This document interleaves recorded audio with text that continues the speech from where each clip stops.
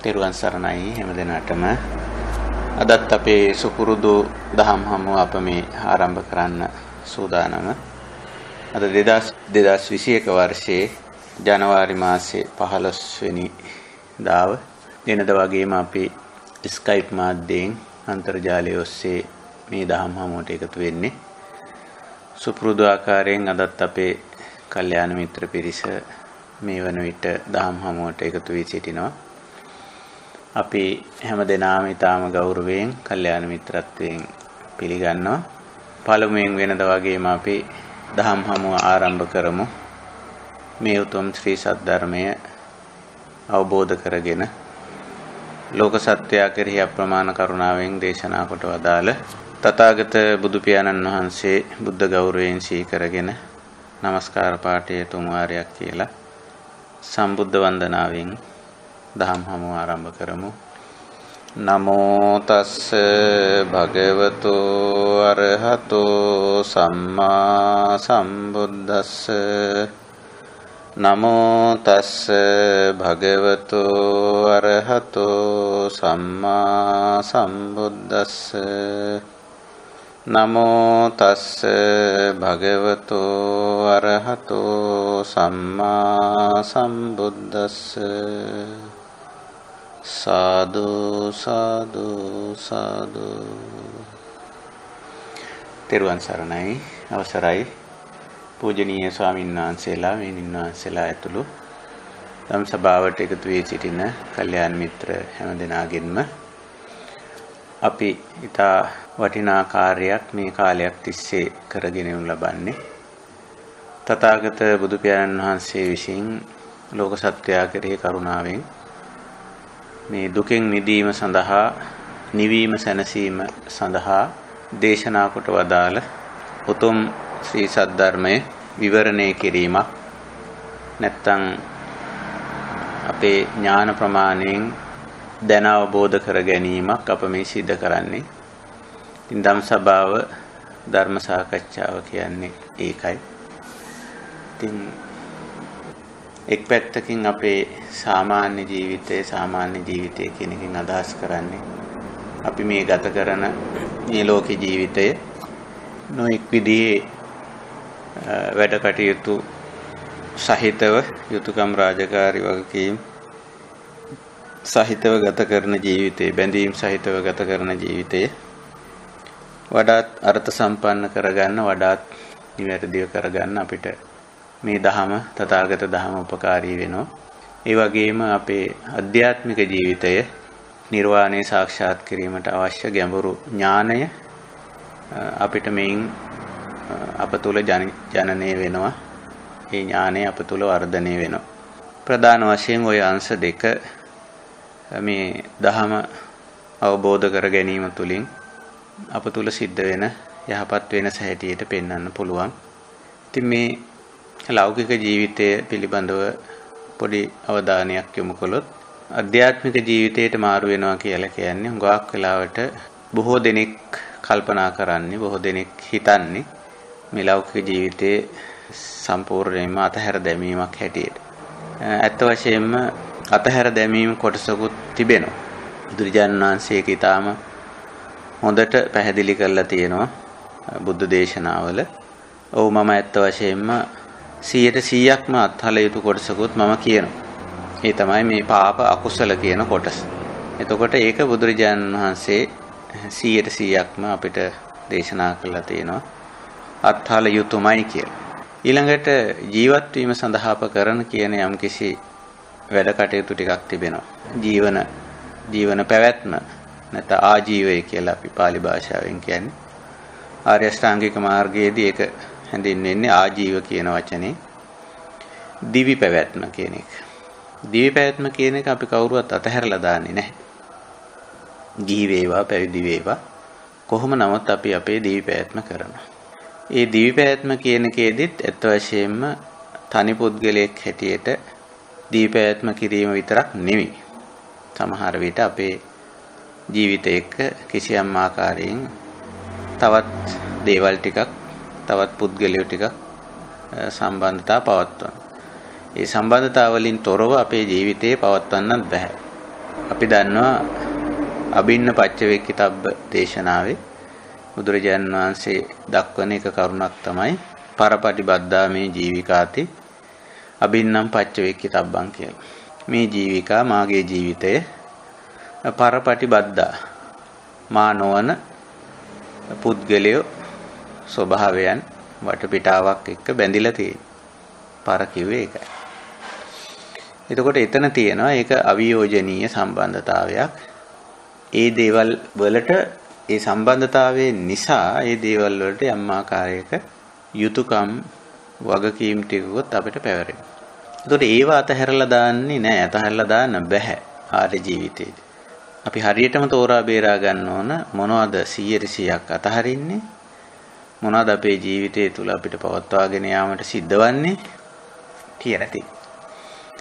එතකොට දැන් මේ අපි දැනට ජීවිතේ පවත්වාගෙන යනා වූ දේවල් ටිකක් තිබෙනවා.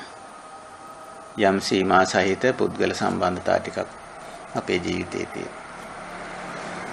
ඒක අපි මේ සම්බන්ධතා වල යම්කිසි ගුණාත්මක වෙනසක් ඇති කරගන්න. ඒක නිසා ඒක හඳුන්වනවා සත්පුරුෂ සංසේව, කල්යාණ මිත්‍ර ආශ්‍රය, සතං සමාගමෝ, පණ්ඩිතානංච සේවනා. බලන්න ඔය බුද්ධ දේශනානේ. එතකොට ඕවයින් කියවෙන්නේ මොකද්ද? පුද්ගල සම්බන්ධතා සම්පූර්ණයෙන්ම අත්හැරලා දැම්මා කියන එක. නැහැ, පුද්ගල සම්බන්ධතා ටිකක් තිබෙනවා. හැබැයි ඒවයි ගුණාත්මක වෙනසක් ඇති කරගන්න.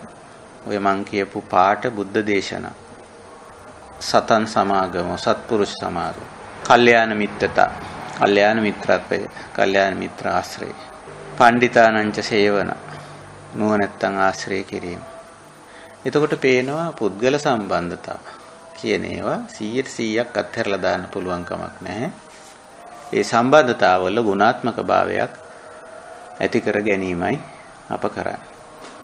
එක් පැත්තකින් අපි අනිකා සමග පවත්වන සම්බන්ධතාවය ඉහළ මට්ටමින් පවත්වනවා. අපි පළමු කොට සත්පුරුෂයෙක්, තමන් සත්පුරුෂයෙක්, කල්යාණ මිත්‍රයෙක්, පඬිතෙක්, නුවණැත්තෙක් බවට පත් වෙනවා. ඒ වගේම ඊහා සමාන අය ආශ්‍රය නිස්සරය කරන්න අපි උත්සාහවන්ත වෙනවා. ඊළඟට ඕකෙම තව ගැටලුවක් තිබෙනවා. අපිට ආශ්‍රය නිස්සරය කරන්න වෙලා තිබෙන අපේ ජීවිතය එක්ක සම්බන්ධ වෙලා තිබෙන ඇතැම් අය කවදාවත් සත්පුරුෂයෝවත්, කල්යාණ මිත්‍රයෝවත්, පඬිතුයෝවත් නොවේ. ඒ මට්ටමට ගන්නත් බෑ. සමහර වෙලාවට කොච්චර බණ දහම් කියලා දුන්නත් ඇත්ත වශයෙන්ම මෙහිම එන්නේ නැති, එහෙම ඒ මට්ටමට ගොඩ නැගෙන්නේ නැති ඇතැම් අය ඉන්නවා. දැන් ඒ වගේ තත්වයක් තුල කොමක්ද අපේ පුද්ගල සම්බන්ධතාවල තත්වය? ඉතින් එතෙන්දී අපිට ටිකක් දුෂ්කරතාවන් වලට මුහුණ දෙන්න සිද්ධ වෙනවා. අපිට මේ පුද්ගල සම්බන්ධතාවය අතහැරලා දමන්නත් බෑ. හැබැයි ඒ ගුණාත්මක භාවයේ පුද්ගලයා තුළ වර්ධනය වෙන්නේ නැහැ. එතකොට එක්තරා ප්‍රමාණයකට වදකාරයෙක්, කරදරකාරයෙක් බවට මේ පුද්ගල සම්බන්ධතාවය එක්තරා දුරකටපත් වෙනවා. ඉතින්දී ආර්ය ප්‍රතිපදාවේ යන අපේ ප්‍රතිපදාව කුමක්ද? ඉතින් අපිට කාන්ති ඉවසන්න සිද්ධ වෙනවා. ගොඩාක් සිහිනුවණින් කටයුතු කරන්න සිද්ධ වෙනවා. නැත්නම් ඒ වගේ අය සමග කටයුතු කිරීමේදී අපේ පැත්තෙන් පව් අකුසල් කෙරෙන්න ඉඩ තියෙනවා. අපි සිහිනුවණින් යුක්ත නොවුනොත්. ඉතින් සරියුත් හාමුදුරුවෝ හරිම ලස්සන මේ පුද්ගල සම්බන්ධතා, පුද්ගලයන් වර්ගීකරණය කරලා තියෙනවා ඊටාම ලස්සනට. ඉතින්දි කියන ඔය වගේ පුද්ගලයෝ හරියට මේ ගමනක් යන්න ගිහිල්ලා කාන්තාරයක් මැද්දේ අතරමං වෙලා හොඳටම ලෙඩ වෙලා ඉන්න රෝගීන් වගේ කියලා. එතකොට අපි ඒ වගේ කෙනෙකුට අපේ ප්‍රතිචාරය මොකක්ද?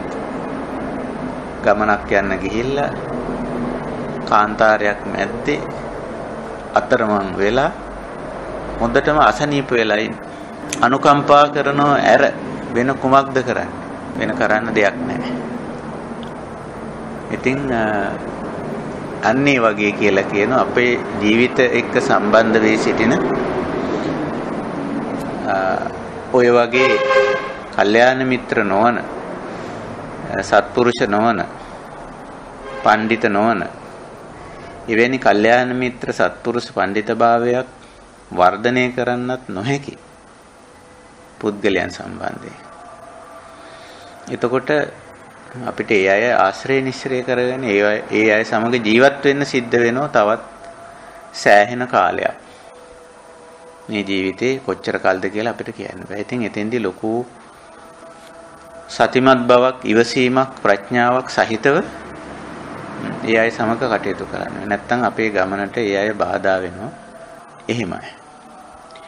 ওই විදිහට මේ ලෞකික ජීවිතය 100% අතහැරලා දාන්න කාටවත් පුළුවන් කමක් නැහැ. ලෞකික ජීවිතේ මම ওই පුද්ගල සම්බන්ධතාව උදාහරණ වශයෙන් කතා කරේ. ওই විදිහටම ද්‍රව්‍ය භාණ්ඩ වස්තු සමග කටයුතු කිරීම. කාලගුණ දේශගුණ තත්ත්වයන් සමග කටයුතු කිරීම. යම් යම් වෘත්තීය තත්ත්වයන් සමග කටයුතු කිරීම. ආර්ථික සමාජ දේශපාලන තත්ත්වයන් සමග කටයුතු කිරීම. ඔය විදිහමයි. ඔය ආකාරයෙන්ම බුදුරජාණන් වහන්සේ දේශනා කළා තියෙනවා. එතකොට හොඳට මේ පියවර 3 තේරුම් ගන්න ඕන අපේ ජීවිතේ තුල අපේ ජීවිතය හා සැබැඳි දේවල් වලින් එක කොටසක් අපි 100% අතහැරලා දානවා. ඒ 100% අතහැරලා දාන්නේ පාප සහ අකුසල. ඊළඟට අපේ ජීවිතය අනුකුත් අපේ සම්බන්ධතා පවත්වන දේවල් වල ගුණාත්මක වෙනසක් ඇති කරගන්න. පුද්ගල සම්බන්ධතාවලද, ද්‍රව්‍ය භාණ්ඩ වස්තු පරිහරණයේදීද, භාණ්ඩ හා සේවා ලබා ගැනීමේදීද, යුතුයකම් වගකීම් රාජකාරී ඉෂ්ට කිරීමේදීද ඒ ගුණාත්මක භාවය ඇති කරගන්න. හැබැයි ගුණාත්මක භාවය ඇති කරගත නොහැකි තත්වයන් තියෙනවා. ඒ තත්වයන් තුළ අපිට ටිකක් දුෂ්කරයි. හරියට කාලගුණ දේශගුණ පැත්තෙන් කතා කරොත් සීත කාලය ආවා වගේ. සීතල ඍතු ආවයින් පස්සේ මොකද තත්ත්වය? ඒක අපේ පාලනයෙන් තොර තත්ත්වයක්. ඉතින් ඒ ප්‍රදේශයේ දාලා අපිට වෙන ප්‍රදේශයකට යන්නත් බෑ. එතකොට අපිට සිද්ධ වෙනවා මේ සීතල මගහැරී යනකම්, සීත ඍතුව ගෙවි යනකම් සෑහෙන දුෂ්කරතාවකින් කටයුතු කරන්න. අන්න ඒ වගේ. එතකොට මේක තමයි ආර්ය ප්‍රතිපදාවේ අපිට උගන්වන බුදු පියාණන් වහන්සේ උගන්වන තත්ත්වය. ඉතින් රහතන් වහන්සේ කෙනෙක්ගේ තත්ත්වය මොකක්ද කියලා අහුවොත් ඔන්න ඕකයි ස්වභාවය. ඒ රහතන් වහන්සේ කෙනෙක් සබ්බ පාපස්සා කරනවා. සියලු පව් අකුසල් අතහැරලා දාලා තියෙනවා. කුසලස්ස උපසම්පදා කියන තැන යම්කිසි වඩා වර්ධනය කරගත්ත කුසලතා ටිකකින් යුක්තව ජීවත් වෙනවා. ඇයි ජීවත් වීම සඳහා කුසලතා ටිකක් අවශ්‍ය වෙන්නේ? අප සමග ජීවත් වෙන්නේ සියලුම දෙනා සත්පුරුෂයෝ, කල්යාණ මිත්‍රයෝ, පඬිතුයෝ නොවේ. ඒ වෙනි පිරිසක් සමග ජීවත් වීමට කුසලතා රාශියක් අවශ්‍ය වෙනවා. මේ කුසලතා ටික වර්ධනය කරගෙන සිත පිරිසිදුව නිතරම තබා ගන්න. සචිත්ත පරියෝදපණං කිව්වේ ඒකයි. සිත පිරිසිදුව තබා ගන්න. ඒක අපිරිසිදු කරගන්නේ නැහැ මේ වටපිටාවේ සිද්ධ වෙන දේවල් හෝ පුද්ගලයන්ගේ ක්‍රියාකාරකම් නිසා හෝ ඇති වෙන පාරිසරික තත්ත්වයන් නිසා හෝ ලෙඩ දුක් රෝග පීඩා නිසා හෝ ඒ හිත අපිරිසිදු කරගන්නේ නැහැ. ඇයි අපි ඒවා හොඳින් අවබෝධ කරගෙන ඉන්නේ හැම තත්වයක්ම. ඉතින් ඔන්න ඔය විදිහට මෙන්න මේ කුසලතාවයේ වර්ධනය කර ගැනීම සඳහා තමයි අපි මේ තථාගත දහම අහන්නේ, විමසන්නේ, තේරුම් ගන්නේ, සාකච්ඡා කරන්නේ, කියවන්නේ ඒකට. ඉතින් පරිස්සමෙන් මේ ධර්මය අහලා කියවලා තේරුම් අරගෙන මෙන්න මේ ආර්ය ජීවිතයට හොඳට ගලප ගන්න ඕන. ධර්මයේ සාගරයක් වගේ, සද්ධර්ම සාගර කියලා අපේ ආර්ය සම්ප්‍රදායේ මුතුන් මිත්තෝ හඳුන්වලා තියෙන්නේ. සාගරයක් වගේ කෙලවරක්, සීමාවක්, මායිමක් පෙන්වන්න බැරි තරම් තත්වයක තියෙන්නේ. ඒ වුණාට අපිට පුළුවන්කම තිබෙනවා මේ සද්ධර්ම සාගරේ අපිට අවශ්‍ය ටික ගන්න. ඉතින් අපි මේ ඒකයි උත්සාහ කරන්නේ මේ ධර්ම සාකච්ඡාවේ මේ දහම් හමුවේ. ඉතින් අපි මේ වන විට මාතෘකාවක් තියාගෙන තිබෙනවා අනිශ්චිත විහරණය කියලා. අනිශ්චිතෝච විහෙරති නච කිංචි ලෝකේ උපාදීයති කියන බුද්ධ දේශනාව තේමා පාඨයේ හැටියට අපි ඉදිරියෙන් තියාගෙන තිබෙනවා. කවුරුත් දන්නවා මේ තේමා පාඨය මහා කුසලයක්. සතිපට්ඨාන දේශනාවේදී බුදු පියාණන් වහන්සේ හැම කමඨහනක්ම මේ හැම කමඨහනක්ම දේශනා කරන්නේ මෙන්න මේ අනිශ්චිත විහරණය සඳහා කියන කාරණේ පෙන්වා දීලා තියෙනවා.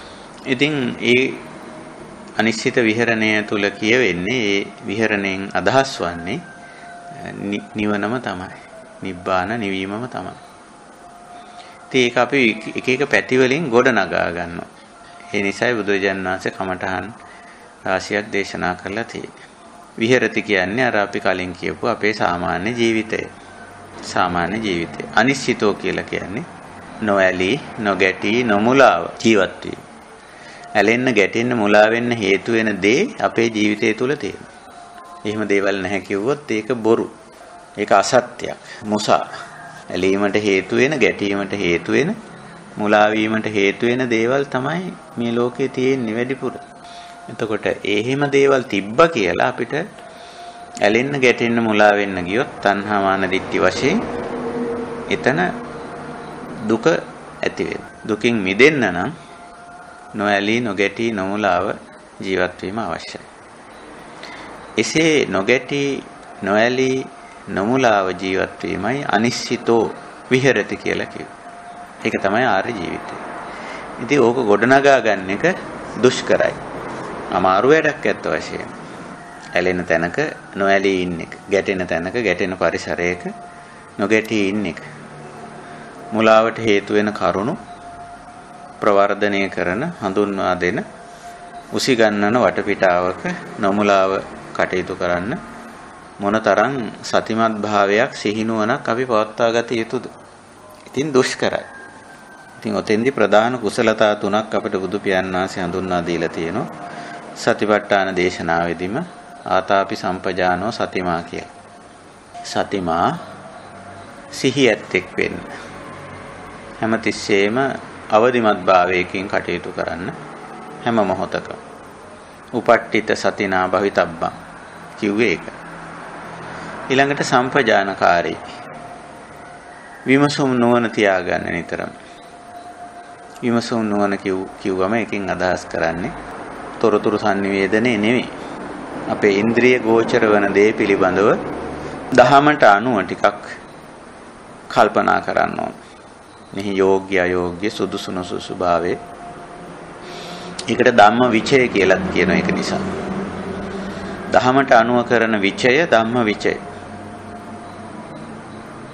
දහමට අනුව තමයි ඒක විමසා බලන එක. විමසුම් නුවණ කියලා අපි කියන එක. ඊළඟට අර පාප අකුසලයන්ට නොඇටෙන්න, කෙලෙසෙන්න තියෙන ඉඩකඩ වළක්ව ගන්න අපි ආතාපි ගුණේ විරිය. විරිය සම්පොජ්ජංග සම්මා වායාම තුලින්. සතර සම්මාප්පදාන තුලින්. ඉතින් ওই විදිහට අපි මූලික වශයෙන්ම අපි තුල පවත්වා ගත යුතු කුසලතා තුනක් බුදු පියාණන් වහන්සේ දක්වලා තියෙනවා. මේ කුසලතා තුන තියෙනවා නම් ඊට පස්සේ කියවෙන සීලය රකින්න පුළුවන්. සමාධිය පවත්වා ගන්න පුළුවන්. ප්‍රඥාවන්තව කටයුතු කිරීමේ හැකියාව තියෙනවා. හැබැයි අර තුන නැත්තම් සිල් රකින්නත් බෑ. ඔය තුන නැතුව සමහරව සිල් රකින්න යනවා. සිහියයි ප්‍රඥාවයි වීරියෙන් තොරව සිල් රකින්න යනවා. එතකොට සිල් රැකෙන්නෙත් නෑ. සමහර විට සීලබ්බත ප්‍රඥාව නැති තැනක රකින්න සීලය බොහෝ වෙලාවට සීලබ්බතයක් වෙනවා. එහෙම නැත්තම් වීරිය නැති වුණාම දුස්සීලකමට වැටෙනවා. සීලය කුමක්ද කියලා තෝරා බේරා ගැනීමේ හැකියාව නොමැති වෙන්න පුළුවන්. ඒ වගේ. ඉතින් ඔන්න ඔය විදිහට මේ කුසලතා තුන ආතාපි සම්පජානෝ සතිමා. සතිමත් බවත්, විමසුම් නොවනත්, වීරියත්. තුන තමයි ප්‍රධාන වශයෙන් අපට උපකාරී වෙන ධර්මතා මේ අනිශ්චිත විහරණය පවත්වාගෙන යාම සඳහා. හොඳයි අපි ඔය අපේ මාතෘකාවට ප්‍රවේශ වීමක් කළේ. ඉතින් අපි මේ අනිශ්චිත විහරණය ගොඩනගා ගැනීමට අවශ්‍ය කරන බුද්ධ දේශනා අපි සාකච්ඡා කරමින් යනවා. මේ වන විට අපි විභංග දේශනා ඉදිරිපත් කරගෙන තිබෙනවා. දැනට අපි ඉන්නේ අරණ විභංග දේශනාවේ. හැම දිනාටම දැන් හැකියාව තියෙනවා මේ මූලාශ්‍ර පරිහරණය කිරීමේ හැකියාව තියෙනවා. ඒ සඳහා අන්තර්ජාල වෙබ් අඩවි සකස් වෙලා තිබෙනවා. ඉතින් අපි දැනට පාවිච්චි කරන්නේ tripitaka.lk කියන වෙබ් අඩවි. මේක අපේ ශ්‍රී ලාංකික කල්යාණ මිත්‍රයන් විසින් සකස් කරලා අන්තර්ජාලගත කරලා තියෙන බොහොම වටිනා දෙයක්. අපේ ත්‍රිපිටක දැනට අපි පාවිච්චි කරන ත්‍රිපිටක ග්‍රන්ථමාලා 3ක් දැනට අපි ප්‍රශස්ත මට්ටමින් පාවිච්චි කරනවා. එකක් තමයි බුද්ධ ජයන්ති ත්‍රිපිටක ග්‍රන්ථමාලාව. අනික මේ චට්ට සංගායනාව. එහිදී සකස් කර ත්‍රිපිටක ග්‍රන්ථමාලාව. අනිත් එක PTS පාලි ටෙක්ස්ට් සොසයිටි එක විසින් සකස් කරන ලද. ඉතින් PTS එකත් බොහෝ වෙලාවට බුද්ධ ජයන්ති ත්‍රිපිටක ග්‍රන්ථමාලාව අනුසාරයෙන් ওই විදිහට සකස් වෙලා තියෙනවා. ඉතින් මේවා ඔය මගෙන් සමහර අය ඇහුවා මේ අන්තර්ජාලයේ තියෙන ඇතැම් ලිපි ලේඛන කියවද්දි මේ ඒවයි පාදක සටහන් දාලා තියෙනවා. ඒ මොන කොහේ පාදක සටහනද කියලා. ඒකට අපි ඒ ලිපි ලේඛන ලියන අය ඒ සඳහා පාවිච්චි කරපු version එක මොකක්ද කියලා බුද්ධ ජයන්ති එකද චට්ට සංගායනාවද එහෙම නැත්නම් PTS ග්‍රන්ථමාලාවද කියලා ඒක සඳහන් කරලා ඇති. ඒ අනුව තමයි අපිට බලන්න වෙන්නේ. නමුත් මේ තුනේ විශාල වෙනස්කම් නැහැ. මේ තුනම පාලි භාෂාවෙන් තියෙන්නේ. සමහර විට ඒකේ අකුරු වෙනස් ඇති. රෝමන් වලින් තියෙනවා. වෙනත් භාෂාවලිනුත් තියෙනවා. නමුත් පාලියෙන් තමයි තියෙන්නේ. පාලි භාෂාවෙන් තියෙන්නේ. ඉතින් දැනට අපි හුඟක් වෙලාවට බුද්ධ ජයන්ති ත්‍රිපිටක ග්‍රන්ථමාලාවත් ඒ අනුසාරයෙන් අන්තර්ජාලගත කරලා තියෙන ත්‍රිපිටක ග්‍රන්ථත් අපි පරිශීලනය කරනවා. ඉතින් අපිට ඒ වයින් පුළුවන්කම තියෙනවා යම් ප්‍රමාණයකට සරල අදහසක් මේවා පිළිබඳව ඇති කරගන්න. අපි දැන් සූත්‍රයට යමු. අපි සාකච්ඡාවට භාජනය කරගෙන ඉන්න සූත්‍රය ඇතුළත් වෙලා තියෙන්නේ සූත්‍ර පිටකයේ දෙවෙනි නිකාය දෙවෙනි කොටස වෙන්නේ මජ්ක්‍ධිම නිකාය. මජ්ක්‍ධිම නිකායේ කොටස් තුනක් තියෙනවා. පාලි නමින් හඳුන්වන මූල පඤ්ඤාසක පාලි, මජ්ක්‍ධිම පඤ්ඤාසක පාලි, උපරි පඤ්ඤාසක පාලි කියලා. එහි තුන්වෙනි කොටස උපරි පඤ්ඤාසක පාලිය. එයත් නැවත වර්ගීකරණය කරලා තියෙනවා වර්ග 5කට. එහි හතරවෙනි වර්ගයේ විභංග වර්ගයේ විභංග වර්ගයේ ඇතුළත් සූත්‍රයක් තමයි අපි මේ සාකච්ඡාවට භාජනය කරන අරණ විභංග සූත්‍රය. ඒ විභංග වර්ගයේ 9 වෙනි සූත්‍රයේ හැටියට ඇතුළත් වෙලා තියෙනවා. 9 වෙනි සූත්‍රයේ හැටියට ඇතුළත් වෙලා තියෙනවා. ඉතින් අපි මේ සූත්‍රයේ සෑහෙන කොටසක් සාකච්ඡාවට භාජනය කළා. අදට අපිට තියෙන්නේ සුඛ විනිච්ඡයන් ජඤ්ඤා සුඛ විනිච්ඡයන් ඤත්වා අජ්ජත්තං සුඛමනුයුඤ්ජයාති කියන බුද්ධ දේශනාව නැත්නම් ඒ අවවාදයේ ඒ ධර්ම කොටාසේ සාකච්ඡා කරන්න. නමුත් ඊට පෙර ඊයේ පෙරේද සාකච්ඡාවේදී අපි මතු කර ඇතැම් කාරණා වලින් ඇතැම් මේවායි යම්කිසි තවදුරටත් පොඩ්ඩක් පැහැදිලි කර ගැනීමේ අවශ්‍යතාවයක් තියෙන බවට අපේ කල්යාණ මිත්‍රයෝ මතක් කළා. ඒ තමයි මේ අපි කලින් සාකච්ඡාවේදී අත්තිකිලමතානුයෝග, කාමසුකල්ලිකානුයෝග සහ භව සංයෝජන කියන කාරණේ කතා කළා. මෙතනින් භව සංයෝජන කියන කාරණේ යේසං කේසංච භව සංයෝජනම් පහීනං සබ්බේතේ අදුක්ඛානුපඝාතානුපායාසා පරිලාහ සම්මාපටිපන්නාති න ඒවමාහ භව සංයෝජනේ චකෝ පහීනේ බහෝපි පහීනෝ හෝති කියලා ඔහොම බුද්ධ දේශනාවක් අපි සාකච්ඡාවට ගත්තා. ඉතිවදන් ධම්මමේව දේශේති කියලා. ඉතින් ඒකෙදි මේ භව කියන වචනේ සමග කිසියම් ආකාරයකට අපේ සම්ප්‍රදායිකව භව කියන වචනේ විස්තර කරලා තියෙන ආකාරය ඒ වගේම මූල් බුදු සමයේ භව යන විස්තර කරලා තියෙන ආකාරයත් අතර තියෙන පරස්පරය මම කෙටියෙන් ඊයේ කලින් දේශනාවේදී මතක් කළා. භව කියන්නේ බුද්ධ දේශනාවල භව කියන එක හැමතිස්සෙම අදහස් කරන්නේ වර්තමාන ජීවිතයේ තුලින්. භව කියන වචනේ. නමුත් මේ අටුවාවලදී එහෙම භව කියපු ගමන්ම පුනර්භවය එහෙම නැත්නම් මේ ජීවිතයෙන් පස්සේ ඇති වෙන తত্ত্বය ගැන තමයි සාකච්ඡා කරලා තියෙන්නේ. ඉතින් ඒක අටුවාවෙtti වෙච්ච ලොකු වැරැද්දක්. පුනර්භවයේ භවයේ හැටියට සලකා ගැනීම. නැවත සත්වයක් හැටියට ඉපදීම පුනබ්බව. පුනබ්බවාබිනිබ්බති. පුනබ්බව කියන වචනේ පවා තියෙනවා මේ ජීවිතේදීම සිද්ධ වෙනවයි කියන අර්ථය.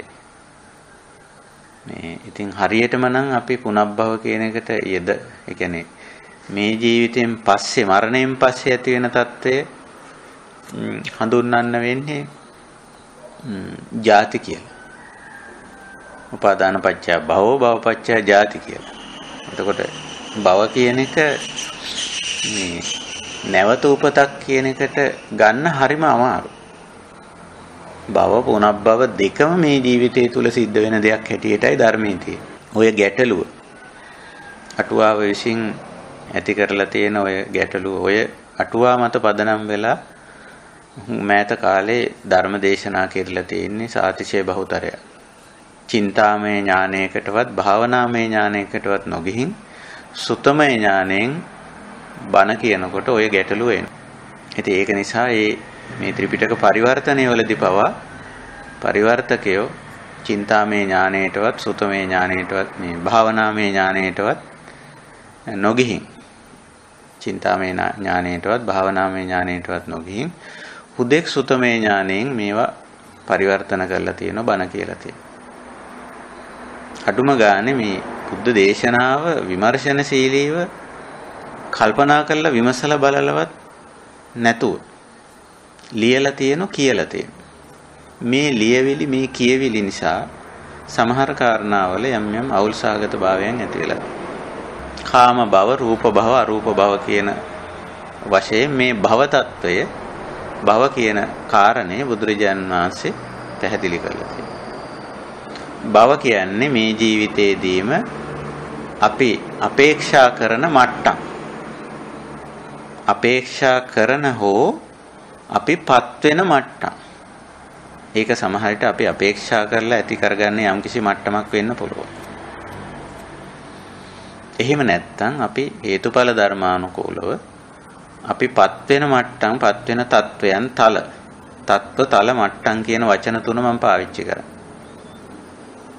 එතකොට ඒක තේරෙනවා. දැන් කාම භව ගත්තොත් කාම තල කාම මට්ටම් කාම තත්වය. මේ තත්ව තල මට්ටම් ලෙවල් කිව්වම තේරෙනවා. එතකොට කාමයේ ඇසුරෙන් අපි පංචකාමයේ සම්බන්ධ කරගෙන අපි අපේ ජීවිතවල තත්ව තල මට්ටම් ලෙවල්ස් හදාගෙන තියෙනවා. අපි අපේක්ෂා කරන මට්ටම් තියෙනවා. මට ආර්ථික වශයෙන් මෙන්න මේ දේවල් ටිකවත් අඩුම ගානේ තියෙන්න ඕන. ඔහොම කියන්නේ නැද්ද? කියනවනේ. ඒක අසුතව පුතුජන තත්වයේදී කාම තලයේ එක විදිහක්. සීක මට්ටමට නැත්නම් සීක භාවයටපත් වුණායින් පස්සේ එයාගේ කාම තලයේ තවත් විදිහක්.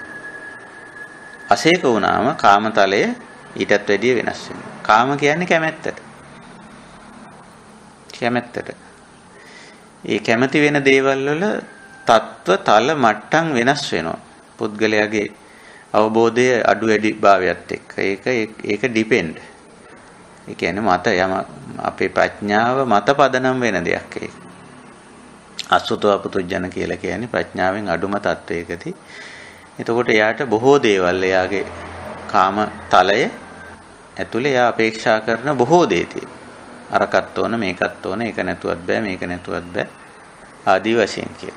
හැබැයි සීක තත්වයටපත් වුණාම ඒ කියන්නේ ප්‍රඥාව තවත් ආර්ය ප්‍රතිපදාවට ආර්ය නිබ්බේධික ප්‍රඥාවට ආවයින් පස්සේ තේරෙන්න පටන් ගන්නවා මේවා මේ කාම වස්තු සහ කාමී ක්‍රියාවන් වල මේ තරම්ම අවශ්‍යතාවයක් නැහැ. මේක හුදු ජීවිත පැවැත්ම සඳහා විතරක් මෙන්න මේ දේවල් ටික ප්‍රමාණවත් කියලා. එතකොට අපේක්ෂා කරන తත්වය ඊට වැඩිය වෙනස්. දැන් බලන්න අපේ ජීවිතවල මේ ওই වෙනස වෙලා තියෙනවා. ඉතින් අපිම කියනවා මට මෙන්න මේ දේවල් ටික තිබුණොත් ඇති. ජීවත් වීම සඳහා. අන්න අපේක්ෂිත ආර්ථික මට්ටම, සමාජ මට්ටම නේ, සමාජ මට්ටම ගැනත් අපි කිව්වා. අපිට ඉස්සර බොහෝ අය දැන හඳුන ගන්න ඕන, බොහෝ අය එක්ක සම්බන්ධතාව පවත්වන්න ඕන. එහෙම උවමනාකමක් තිබුණා අපිට.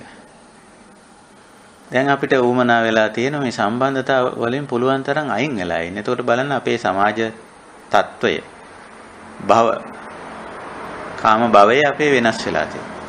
අපි කැමති ඒ අතරිනුත් මේ සංසුන් යහපත් හොඳ මිනිස්සු කීප දෙනෙක් ආශ්‍රය කරගෙන ජීවත් වෙන්න. මොකද අපි දන්නවා දැන් ඒ අර විදිහේ කෙලෙස් බරිත ගැටලුකාරී පුද්ගලයන් බොහෝ දෙනෙක් සමග පවත්වන ආශ්‍රය නිශ්‍රය දුක පිණිස හේතු වෙනවා කියලා. ඒක අපිට අසුතවා පුදුජන මට්ටමේදී ඒ භූමියේ ඉන්න කාලේ අපි ඒවට කියන්නේ භූමි කියලා. අසුතවා පුදුජන භූමි, සේක භූමි, අසේක භූමි කියලා. ඒ නිසා ඒ තුනට භූමි කියන වචනේ පාවිච්චි කරගමු. ඒක බුදුරජාන් වහන්සේ පාවිච්චි කරපු වචන. ඒතර සේක භූමියට ආපුවම අපිට තේරෙනවා අපේ ලෙවල් එක මට්ටම වෙනස් වෙනවා. ආර්ථික මට්ටම, සමාජ මට්ටම වෙනස් වෙනවා. ඇයි අපි සුතවා ආර්ය ශාවක වෙනවා. සුතවා ආර්ය ශාවක කෙනෙකුට එයාගේ ආර්ථික ලෙවල් එක එයා දන්න මේකයි තියාගන්නවා. ආර්ථික මට්ටම, ආර්ථික තත්වය, ආර්ථික තලය. මේ තල තත්ත්ව ඒවට තමයි භව කිව්වේ. ඉතින් ඒක දන්න මේ මට්ටම. ඒක හුඟක් දුරට අඩු වෙලා තියෙනවා, නිවැරදි වෙලා තියෙනවා, පිරිසිදු වෙලා තියෙනවා. තව දුරටත් අඩු කරගන්න, නිවැරදි කරගන්න, පිරිසිදු කරගන්න ප්‍රයත්නයක ඉන්නේ සේක මට්ටමේ. අසේක භූමියට ආවයින් පස්සේ ඒත් ආර්ථික, සමාජ, දේශපාලන ලෙවල් එකක් තියෙනවා. එහෙම නැත්තේ නෑනේ. බුදුරජාණන් වහන්සේගේ ජීවිතය බලන්න. උන්වහන්සේ දිවි පැවැත්මට අවශ්‍ය කරන එක්තරා මට්ටමක් පවත්වාගෙන ගියා. ඇඳුම් ඇඳන්නේ නේ. හැබැයි ඇඳුම් ඇඳ කිව්වට ඒක සරල ඇඳුමක් බවට පරිවර්තනය කරගත්තා. භාණ්ඩ පාවිච්චි කරේ නැද්ද? පාවිච්චි කරා. අත්‍යවශ්‍ය සරල භාණ්ඩ ටිකක් විතරක් පාවිච්චි කරා. පුද්ගල සම්බන්ධතා පැවැත්වුවේ නැද්ද? පැවැත්තුවා. සාරිපුත්ත මොග්ගල්ලාන වගේ අතිසුවිශේෂ කල්යාණ මිත්‍රයන් ආශ්‍රය කරා. හැබැයි කොසල් වගේ පට්ට මොඩියොත් ආශ්‍රය කරන්න සිද්ධ වුණානේ බුදුරජාණන් වහන්සේට. එතකොට ඒක බුද්ධ ජීවිතේ සිද්ධ නොවන දෙයක්ද? සිද්ධ නොවන දෙයක්ද? නෑ. සිද්ධ වුණා. හැබැයි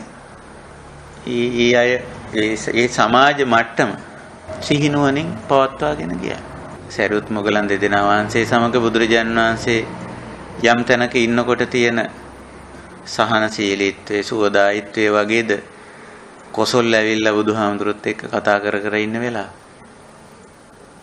ඉන්නෙත් ඉතින් මොකක් හරි රටේ තියෙන කුණු ගොඩක් ඇදගෙන ඉන්නේ. සංසුන් නැහැ ඇවිල්ලා ඉතින් රටේ තියෙන කුණු ගොඩවල් කතා කරා. ඉන්නෙත් මහ පිරිසක් එක්ක. එනකොට දන්නෝනේ හැටි දැනුත් දේශපාලඥයෙක් පන්සලට එනකොට, ආරාමයට එනකොට තත්ත්වය කොහොමද කියලා අපි දන්නවනේ. ඉතින් මොනවා කරන්නද? බුදුරජාණන් වහන්සේ කෝසලත් ආශ්‍රය කරා. ආශ්‍රය කරන්න සිද්ධ වුණා. ඇයි? කෝසලගේ රටේ හිටි. අපිටත් සිද්ධ වෙනවා එහෙම. අපිත් ඉන්නේ මේ දේශපාලඥයන්, ඒ දේශපාලඥයෝ පාලනය කරන රටවල ඉතින් ඉන්න වෙනවා. එතකොට අපේ සමාජ තලයේ මේ ගැන කතා කරේ බුදුරජාණන් වහන්සේත් ආශ්‍රය නිශ්‍රය කරපු අය. ආශ්‍රය නිශ්‍රය කරන්න සිද්ධ වුණා. බුදුරජාණන් වහන්සේට කියන්න පුළුවන්ද කෝසල එනකොට ඔයත් එක්ක මගේ ආශ්‍රයයක් නැහැ, ඔයා ඉන්න එපා මගේ ආරාමයට, ජේතවනාරාමයට එන්න එපා නෑ. එයාත් එක්කත් ආශ්‍රය කරන්න. ඕක තමයි ස්වභාවය. එතනත් සමාජ තලයක් තියෙනවා. නැත්තේ නෑ. හැබැයි නිතරම තෝරාගත්ත බුදුරජාණන් වහන්සේ සත්පුරුෂ කල්යාණ මිත්‍රයෝ, පඬිතුයෝ. ඒත් ආශ්‍රය කරන්න සිද්ධ වුණා, ගනුදෙනු කරන්න සිද්ධ වුණා අසත්පුරුෂයෝ, පාප මිත්‍රයෝ සහ අසත්පුරුෂ පුද්ගලයෝ. ඉතින් ඒක ඔක්ක තමයි தත්ත්වය. හැබැයි අපි ඔය தත්ත්ව තල හොඳට තේරුම් අරගෙන තල මාරු වෙනවා අපි ක්‍රමයේ. මේ තල தත්ත්ව කියන එකට තමයි භව කියන්නේ pāli භාෂාවෙන්. මේක හොඳට තේරුම් ගන්න. අසුතව පුතුජන භූමියේ ඉන්නකොට මේ தත්ත්ව තල මට්ටම් බොහෝම ඕලාරික පහත් කෙලෙස් සහිතව මේ මට්ටම් පවතින. ඒක නිසා මේ මට්ටම හුඟා කාම භව කියලා හඳුන්වලා තියෙනවා. කාමයේ පදනම් කරගෙන තමයි මේ මට්ටම් පවත්වාගෙන යන්නේ. මේ තත්ත්වතල පවත්වාගෙන යන්නේ. ඊළඟට සුතව ආර්ය ශාවක භූමියට එනකොට රූප භවයට වගේ එනවා. ඊට පස්සේ රූප ධර්ම ටිකක් විතරයි මම කලින් සාකච්ඡාවේදී ඒක පැහැදිලි කරා. රූප ධර්ම ටිකක් විතරයි අවශ්‍ය වෙන්නේ. මම කිව්වා රූප ධර්ම 4ක් අපි පාවිච්චි කරනවා කියලා. චීවර පිණ්ඩපාත සේනාසන ගිලාන ප්‍රත්‍ය 4ම රූප ධර්ම. 4 මහා භූත. භෞතිකයි. භෞතික දේවල් 4ක්. ඕක පරිහරණය කරන්න. හැබැයි සීක භූමියේදී යම් සමාජ මට්ටම්, ආර්ථික මට්ටම්, දේශපාලන මට්ටම්, ඔය තල තත්ත්ව මට්ටම් තියෙනවා. නැත්තේ නෑ. හැබැයි ඒවා ගුණාත්මක වෙනසක් වෙලා තියෙනවා. ගුණාත්මක වෙනසක් ඇති කර ගනිමින් ඉන්නවා. සීක භූමියේ ස්වභාවය ඒකයි. එතකොට අපි සීක භූමියේ ඉන්නවා කියන අදහස ගත්තොත් අපි නිතරම අපේ ලෙවල් මට්ටම් තත්ත්ව නැත්තම් භව ඉහළ මට්ටමට ගන්න උත්සාහ කරමින් ඉන්නේ. ඊට පස්සේ අපි ඒකෙම එහිම ප්‍රතිඵලයක් හැටියට තමයි ඒ භව තත්ත්වයේ වෙනස් කර ගැනීමක් හැටියටම තමයි අපි අසේක භූමියට එන්නේ. එහෙම නැත්නම් අසේක භූමියට ඇවිල්ලා තල තත්ත්ව මට්ටම් වෙනස් කරනවා නෙවෙයි. ප්‍රඥාවෙන්, සීලයෙන්, සමාධියෙන් අපි කරන්නේ අපේ මේ තල තත්ත්ව මට්ටම් ලෙවල්ස් වල ගුණාත්මක භාවය වර්ධනය කරනවා. ඒ ගුණාත්මක භාවයේ වර්ධනය කිරීමේ ප්‍රතිඵලයක් විදිහට තමයි අපි අසේක භූමියට එන්නේ. රාහත් භාවය කියලා අපි කියන්නේ. ඒ අසේක භූමියට එන්නේ එහි ප්‍රතිඵලයක් වශයෙන්මයි. ඉතින් ওই කාරණේ මම මේ මතක් කරේ මොකද අපි කලින් සාකච්ඡාවේදී මේ භව සංයෝජන කියන කාරණේ බුදුරජාණන් වහන්සේ දේශනා කළා. මේ භව සංයෝජනයන්ට අදාළව භව කියන වචනේ පැහැදිලි කරගන්න උත්සාහ කරා. ඉතින් ඔය භවේකෝ සති භව සංයෝජනං හෝති. ඒ කියන්නේ භවයක් තියෙනකොට භව සංයෝජනයකුත් තියෙනවා. ඒක හේතුඵල ධර්මතාවය. එතකොට ඒක තමයි ස්වභාවය. නමුත් ඒකේ තියෙනවා යම් යම් වෙනස්කම්. අසුතවා පුතුජන භවයේ සීක භවය, අසීක භවය කියලා. ඔය භූමිකා තුනේදී භව තත්ත්වය වෙනස්. ඉතින් ඒක අපි අවබෝධ කරගන්න ඕනේ. ඉතින් ක්‍රමයෙන් භව සංයෝජන විශේෂයෙන් භව සංයෝජන තමයි මෙතෙන්දී දුරු කරන්නේ. ඔය தত্ত্ব සමහර ඒවා අපිට වෙනස් කරන්න බෑ. දැන් උදාහරණ වශයෙන් අපේ සමාජ තත්ත්වය, සමාජ තලය, සමාජ මට්ටම කියන එක 100% නතර කරන්න බෑ. මම ඒකයි බුදුරජාණන් වහන්සේ උදාහරණයට ගත්තේ. උන්වහන්සේගේ තිබුණ යම්කිසි සමාජ ආශ්‍රයක්, පුද්ගල සම්බන්ධතා පැවැත්වීමක්. ඉතින් නිතරම සත්පුරුෂයෝ, කල්යාණ මිත්‍රයෝ, පඬිතුයෝ ආශ්‍රය කර බව ඇත්ත. නමුත් අසත්පුරුෂයෝ, බාලයෝ ආශ්‍රය කරන්න ඒගොල්ලොත් ආශ්‍රය නිශ්‍රය කරන්නේ. කියන්නේ ඒගොල්ලන් සමග ජීවත් වෙන්න සිද්ධ වුණා බුදුරජාණන් වහන්සේ. දේවදත්තත් හිටියනේ. දෙව්රම් වෙහෙරම හිටියනේ. චප්පග්ගිය, සත්තරස වග්ගිය භික්ෂූන් හිටියා. ශාක්‍ය ජනපදයට ගියොත් Tamanට බැන වදින දොස් කියන සුප්‍රබුද්ධ වගේ අය හිටියා.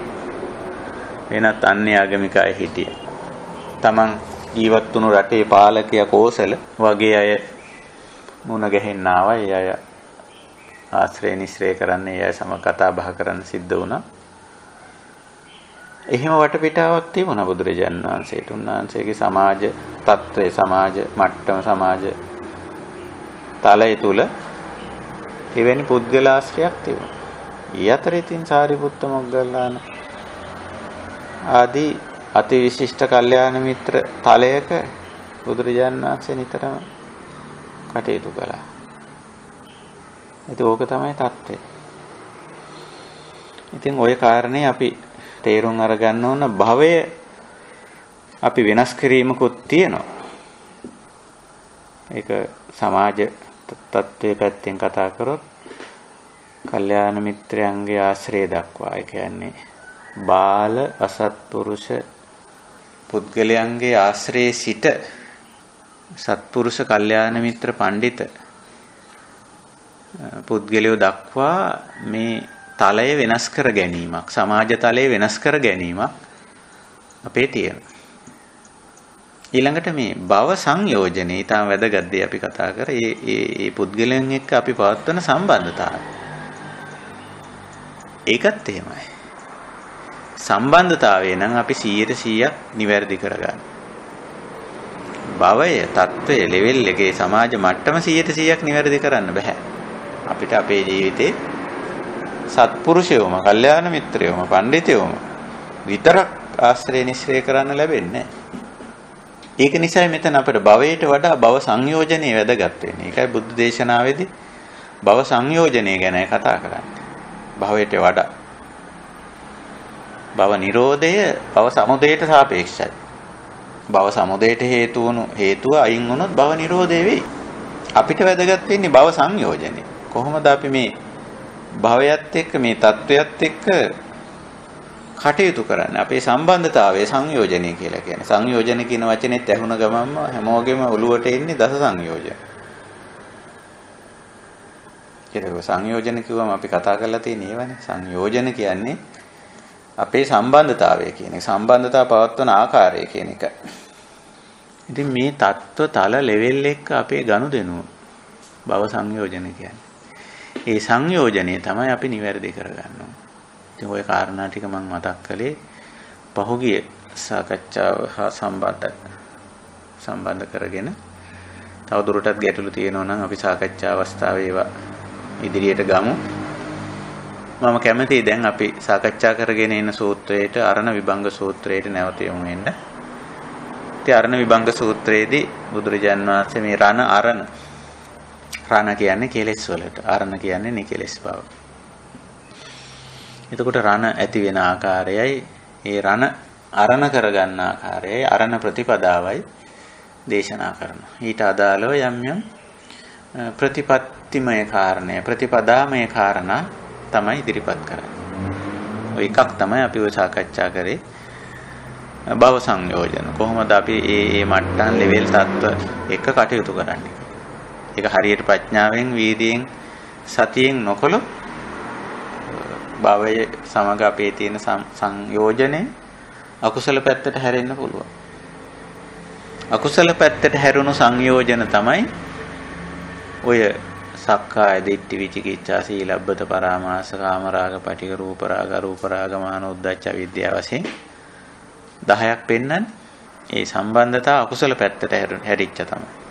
එහෙම නැතුව මේක අපිට පවත්වා ගන්න පුළුවන් සම්බන්ධතාව සංයෝජනේ යහපත් විදියට පවත්වා ගන්න පුළුවන්. කුසල මට්ටමේ පවත්වන්න පුළුවන්.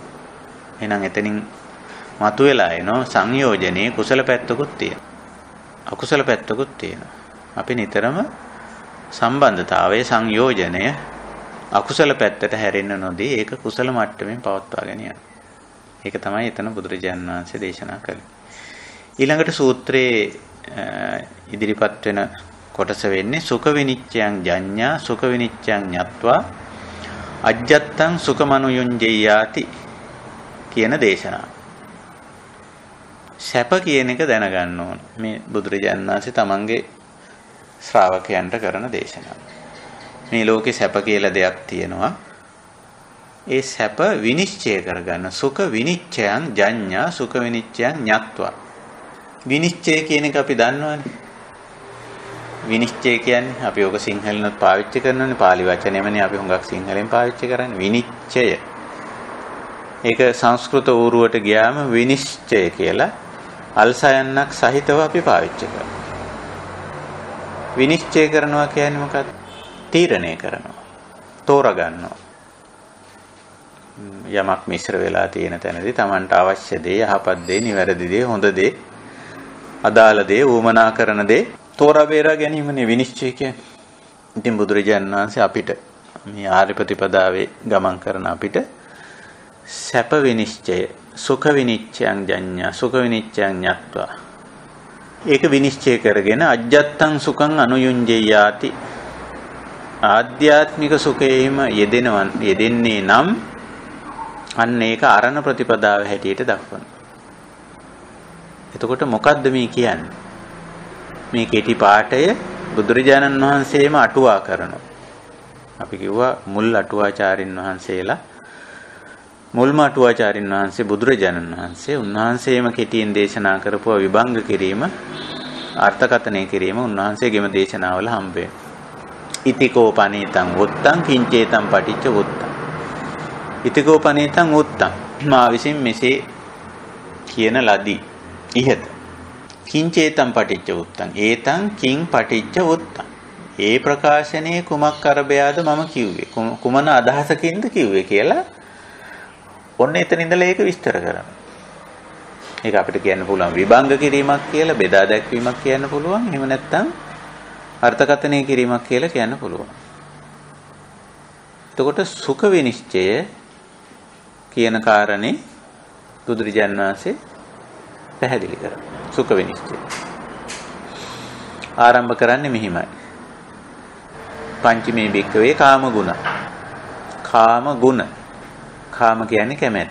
ගුණ කියන්නේ කොටස කියන්නේ. කැමැත්ත පවතින අංශ නැත්නම් අංශ කියන්න පුළුවන් මේවා. ගුණ කියන එක. කාම ගුණ. කැමැත්ත පවතින අංශ පහක් බුදුරජාණන් වහන්සේ පෙන්වනවා. ඒ තමයි චක්කු විඤ්ඤාය රූප. සෝත විඤ්ඤාය සද්ද, ගාහන විඤ්ඤාය ගන්ධ, જીවහා විඤ්ඤාය රස, කාය විඤ්ඤාය පොට්ටබ්බ. වශයෙන් ඔක පහක් පෙන්වනවා. විඤ්ඤාය කිව්වේ මොකද? චක්කු විඤ්ඤාය. ඇසින් තමයි මේවා හඳුනගන්නේ. විඥානනය කරගන්නේ. ඇසින් හඳුනගන්න, ඇසින් දකින්න කියලා අපි සාමාන්‍ය සිංහලෙන් කියන්නේ ඇහැට පේන, ඇහැට දකින්න. ඇහින් දකින්න. ඇහැට පේන. රූප. වර්ණ රූප කියලා අපි ඒවට කියන්නේ. වර්ණේ විතරක් නෙමෙයි රූපයක තියෙන. ඒ වර්ණ රූප කියන්නේ පුරුදු වෙලා තියෙන අටුවා. රූපයක තියෙන වර්ණේ විතරක් නෙවෙයිනේ. දිගක් පළලක් අපිට පේනවා, ගැඹුරක් පේනවා, වර්ණයක් පේනවා. ඔය වගේ ඇහැට පේන මාන කියලා අපි ඒවට කියනවා. ත්‍රිමාන වශයෙන්, ද්විමාන වශයෙන්, බහුමාන වශයෙන් වර්ණ, දිග පළල ගැඹුර මේ වගේ දේවල් වලින් යම් යම් දේවල් ඇහැට පේන දේවල් වල අපිට ඇහෙන් චක්කු විඤ්ඤාය ඇහෙන් අපිට හඳුනා ගන්න පුළුවන්කමක් තියෙනවා. ඇහැට පේන දේවල් වල ඔය ඒ ಗುಣ. ඉතින් ඕවට අපේ කැමැත්ත තියෙන. සමහර විට ඇහැට පේන දේ වර්ණයට වෙන්න පුළුවන් අපේ කැමැත්ත තියෙන. කාම කියන්නේ කැමැත්ත. එහෙම නැත්නම් ඒකේ තියෙන චලනය වෙන ආකාරය. සමහර දේවල් අපිට පේනවා චලනය වෙනවා පේනවා. අපි ඒකේ චලනයට කැමති වෙන්න පුළුවන්. ඒ විදිහට සෙලවෙන එකට කැමති වෙන්න පුළුවන්. ඒක නෙවෙයි එක එක දේවල් හෙල්ලෙන පැද්දෙන දේවල් එල්ලගෙන ඉන්නේ. ඇයි? හෙල්ලෙන විදිහට පැද්දෙන විදිහට තමයි එල්ලන්නේ. ඉතින් ඒක හෙල්ලෙනකොට පැද්දෙනකොට කැමතියි. ඇහැට පේනවා මේක කිසියම් රටාවකට තාලයකට සෙලවෙනවා, පැද්දෙනවා, නැලවෙනවා. ඉතින් මේ හෙල්ලෙන පැද්දෙන නැලවෙන විදිහට එල්ලලා තියෙනවා. ඇයි කියලා හිතන් කැමතියි මම ඒකට. වර්ණයට කැමතියි. ඒකේ දිගට, පළලට, උසට, මහතට, ඒකේ රටාව ඇහැට පේනවා. සමහර දේවල් ඒකේ යම් දේවල් තියලා තියෙන්නේ රටාවක. ඒ රටාව ඇයි එහෙම තියන්නේ කියලා ඇහුවොත් ඉතින් ඒ රටාවට මම කැමතියි. කාම. චක්කු විඤ්ඤාය රූප. මෙතෙන්දි බුදුරජාණන් වහන්සේ වචන කීපයක් පාවිච්චි කරන ඉට්ඨා කන්තා මනාපා පිය රූපා කාමෝපසංහිතා රජනීය. ඉට්ඨා කන්තා මනාපා මේවා කොහෙද තියෙන්නේ? මේවා අපිට කියන්න පුළුවන් සමහර ඒවා රූපේ තියෙන. සමහර ඒවා හිතේ තියෙන. සමහර ඒවා දෙපැත්ත අන්තවාදීව විස්තර කරනවා. සමහර කියන ඉට්ඨකාන්ත මනාප පිය රූප කාමෝපසංහිත රජනීය ලක්ෂණේ තියෙන්නේ රූපවල නෙමෙයි. ඒවා තියෙන්නේ හිතේ කියලා. නෑ රූප ධර්ම වලත් තියෙනවා ඒවා. රූප ධර්ම වල ඒවා නැත්තම් ඒවට කොහොමද කැමති වෙන්නේ? ඒකට කොහොමද කැමති නේ? රූප ධර්ම වල තියෙන බුදුරජාණන් වහන්සේ මේවා පෙන්වන්නේ රූප ධර්ම වල තියෙන ඒවා හැටියට. මේ ලක්ෂණ රූප ධර්ම වල තියෙන ඉට්ට බව, කැමති වෙන බව, කාන්ත කාන්තිමත් බව, මනාප හිතේ කැමැත්ත අවුලවන පිය රූප, ප්‍රිය ස්වභාවයෙන් යුක්ත බව. ඒව තියෙනවා. කාමෝපසංහිතා කැමැත්ත අවුලවන ස්වභාවය රූප ධර්ම වල තියෙනවා. ඒකයි බුදුරජාණන් වහන්සේ චක්කු විඤ්ඤාය රූපා ඉට්ඨාකන්තා මනාපා පිය රූපා කාමෝපසංහිතා රජනීය. රංජනේ වෙනවා හිත. නැත්නම් හිත අලවන ගතිය. ඕවා තියෙනවා. ඕවා තියෙනවා. අනිත් පැත්තට සෝත විඤ්ඤාය සද්දා කනට ඇහෙන ශබ්දවලත් ওই ලක්ෂණේ තියෙනවා. ඒ ශබ්දයට ඇයි කැමති කියලා ඇහුවොත් ඉතින් කැමති එක්කෙනා කියයි ඒක. කැමැත්තටනේ කාම කියයි මේ හේතුව නිසා මම මේකට කැමතියි කියලා. සංගීත වේදිකකින් අහලා බලන්න එයාගේ සංගීත සංධ්වනිය වලට එයාගේ රාග තාල වලට ඇයි කැමති කියලා. එයා කියයි. මේ හේතුව නිසා මම මේකට කැමතියි කියලා. ඒක විදිහට ශබ්ද වලට කැමතියි. සෝත විඤ්ඤාය සද්දා ඉට්ඨාකන්තා මනාපා පිය රූපා කාමෝපසංහිතා රජනීය. ඒකයි. ඊළඟට ගාන විඤ්ඤාය ගන්ධා ඉට්ඨාකන්තා මනාපා පිය රූපා කාමෝපසංහිතා රජනීය. නාසයට දැනෙන ගඳ සුවඳ තියෙනවා. ඉතින් ඒවට තියෙන ওই විදිහටම ඉෂ්ඨකාන්ත මනාප ලක්ෂණ, කැමති වෙන ලක්ෂණ ඒවයි තියෙනවා. ජීවහා විඤ්ඤාය රස දිවෙන් අපි විඳින දිවට දැනෙන රසවලත් තියෙන ඔය ඉෂ්ඨකාන්ත මනාප ගතියක්. ඒකනේ අපි රස තෝරන්නේ. මේ රස තෝරන එක එකපාරටම තීරණය කරන්න එපා වැරද්දක් වෙන්නේ. ඒක ධර්මතාවය. විවිධ රස වර්ග තියෙන නිසා ඒ රස වර්ග දිවට දැනෙන නිසා රස තෝරන. පොඩි ළමයි බලන්න. පොඩි ළමයි වැඩියෙන් තෝරන්නේ මොන වගේ රස වර්ග කීපයක් අපි යාට දුන්නොත්. මොකුත්ම කියන්නේ නැතුව රස වර්ග 5ක් විතර තියලා හැම එකේම ඇඟිල්ල ගහලා දිවේ ගාලා බලලා ඔයා කැමති එක කියන්න කියලා කිව්වොත් පොඩි ළමෙක් අපි මේ කතා කරන මහා ගැඹුරු කාරණා දන්නයි නෙවෙයි. හුදෙක් ජීවහා විඤ්ඤාය රස ඔය විඥානේ විතරක් තියෙනවා ඒක දරුවට. ඉතින් යාට විඥානනේ වෙන්නේ. ඉතින් යා කියයි මේකට මං කැමතියි කියලා. අන්නේ කැමැත්තටයි කාම කියන්නේ. එහෙම තියෙනවා. ජීවහා විඤ්ඤාය රස. කාය විඤ්ඤාය පොට්ටබ්බා. ශරීරයට දැනෙන ස්පර්ශ පහස අපි බලන්නේ ඒවා සකස් කරගෙන නැද්ද කියලා. ශරීරයට දැනෙන පහස විවිධ විදිහට සකස් කරගෙන තියෙන. ඇයි ඔය කොට්ට මෙට්ට ඇඳ ඇතිරිලි හදාගෙන තියෙන. ඔය විදිහ ඇඳුම් හදාගෙන තියෙන. ඊවල දොරවල් හදාගෙන තියෙන. පාරේ කාපට් කරලා තියන්නේ ඇයි? වාහනවල සස්පෙන්ෂන් හදලා තියන්නේ ඇයි? එයාර් කන්ඩිෂන් මැෂින් හදාගෙන තියන්නේ ඇයි? හීටර්ස් හදාගෙන තියන්නේ ඇයි? පොට්ටබ්බේ සඳහා. පහස සඳහා, ස්පර්ශය සඳහා. ඒවා දැනෙනවා, ඒවා විඳිනවා. ඉතින් අපි නිතරම ඒකේ කැමැත්තක් කාම ගුණයක් තියෙනවා. ඉතින් වෙහෙස කර ස්පර්ශයන්, පීඩාකාරී ස්පර්ශයන්ගෙන් මිදිලා පහසු සුවදායි ස්පර්ශයන්ට යොමු වෙන ගතිය අපේ මනසේ තියෙනවා. කැමැත්ත තියෙනවා. ඉට්ඨාකන්තා මනාපා පිය රූපා කාමෝපසංහිතා රජනී. ඔයද බුදුරජාණන් වහන්සේ පංචකාම කැමැත්ත අවුලවන, කැමැත්ත ඇති කරන ශේස්ත්‍ර පහක් පෙන්වනවා. මේ ශේස්ත්‍රයටයි ගුණ කියලා කිව්වේ මෙතන. කාම ගුණ කැමැත්ත අවුලවන, කැමැත්ත ඇති කරන ශේස්ත්‍ර පහක් පෙන්වනවා. චක්කු විඤ්ඤාය රූප. ඇහැට පේන හෝ ඇසින් බලන රූප. සෝත විඤ්ඤාය සද්ද. කනින් අහන, කනට ඇහෙන ශබ්ද. තව ශේස්ත්‍රයක්. ගාන විඤ්ඤාය ගන්ධ. නාසයට දැනෙන විවිධ ගන්ධයන්. තවත් ශේස්ත්‍රයක්. ජීවහා විඤ්ඤාය රස. දිවට දැනෙන රසයන්. තවත් ශේස්ත්‍රයක්. කාය විඤ්ඤාය පොට්ටබ්බ. ශරීරයට දැනෙන පහස, ස්පර්ශයන්. තවත් ශේස්ත්‍රයක්. ශේස්ත්‍ර පහක් පෙන්වනවා. පංචමේ භික්කවේ කාම ගුණ. ඒ ශේස්ත්‍රවල තියෙන ලක්ෂණත් පෙන්වනවා. ඉට්ඨාකන්තා මනාපා පිය රූපා කාමෝපසංහිතා රජනීය වශයෙන්. ඔන්නෝක තමයි පංචකාම.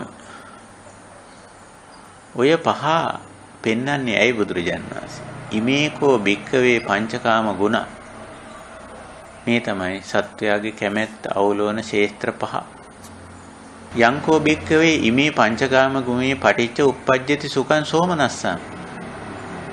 මේ පංචකාමයේ ඇසුරු කරගෙන සැපයකුත් තියෙන සෝමනස්සයකුත් තියෙන. uppajjati sukhan සෝමනස්සං ඒක හේතුඵල ධර්මතාවය. ඉදං උච්චති කාම සුඛං මේක තමයි කාම සුඛය කියලා කියන්නේ. හැබැයි එතෙන්දී බුදුරජාණන් වහන්සේ ඒ කාම සුඛයට තව විශේෂණ පද තුනක් සම්බන්ධ කරලා තියෙනවා. මොකද්ද?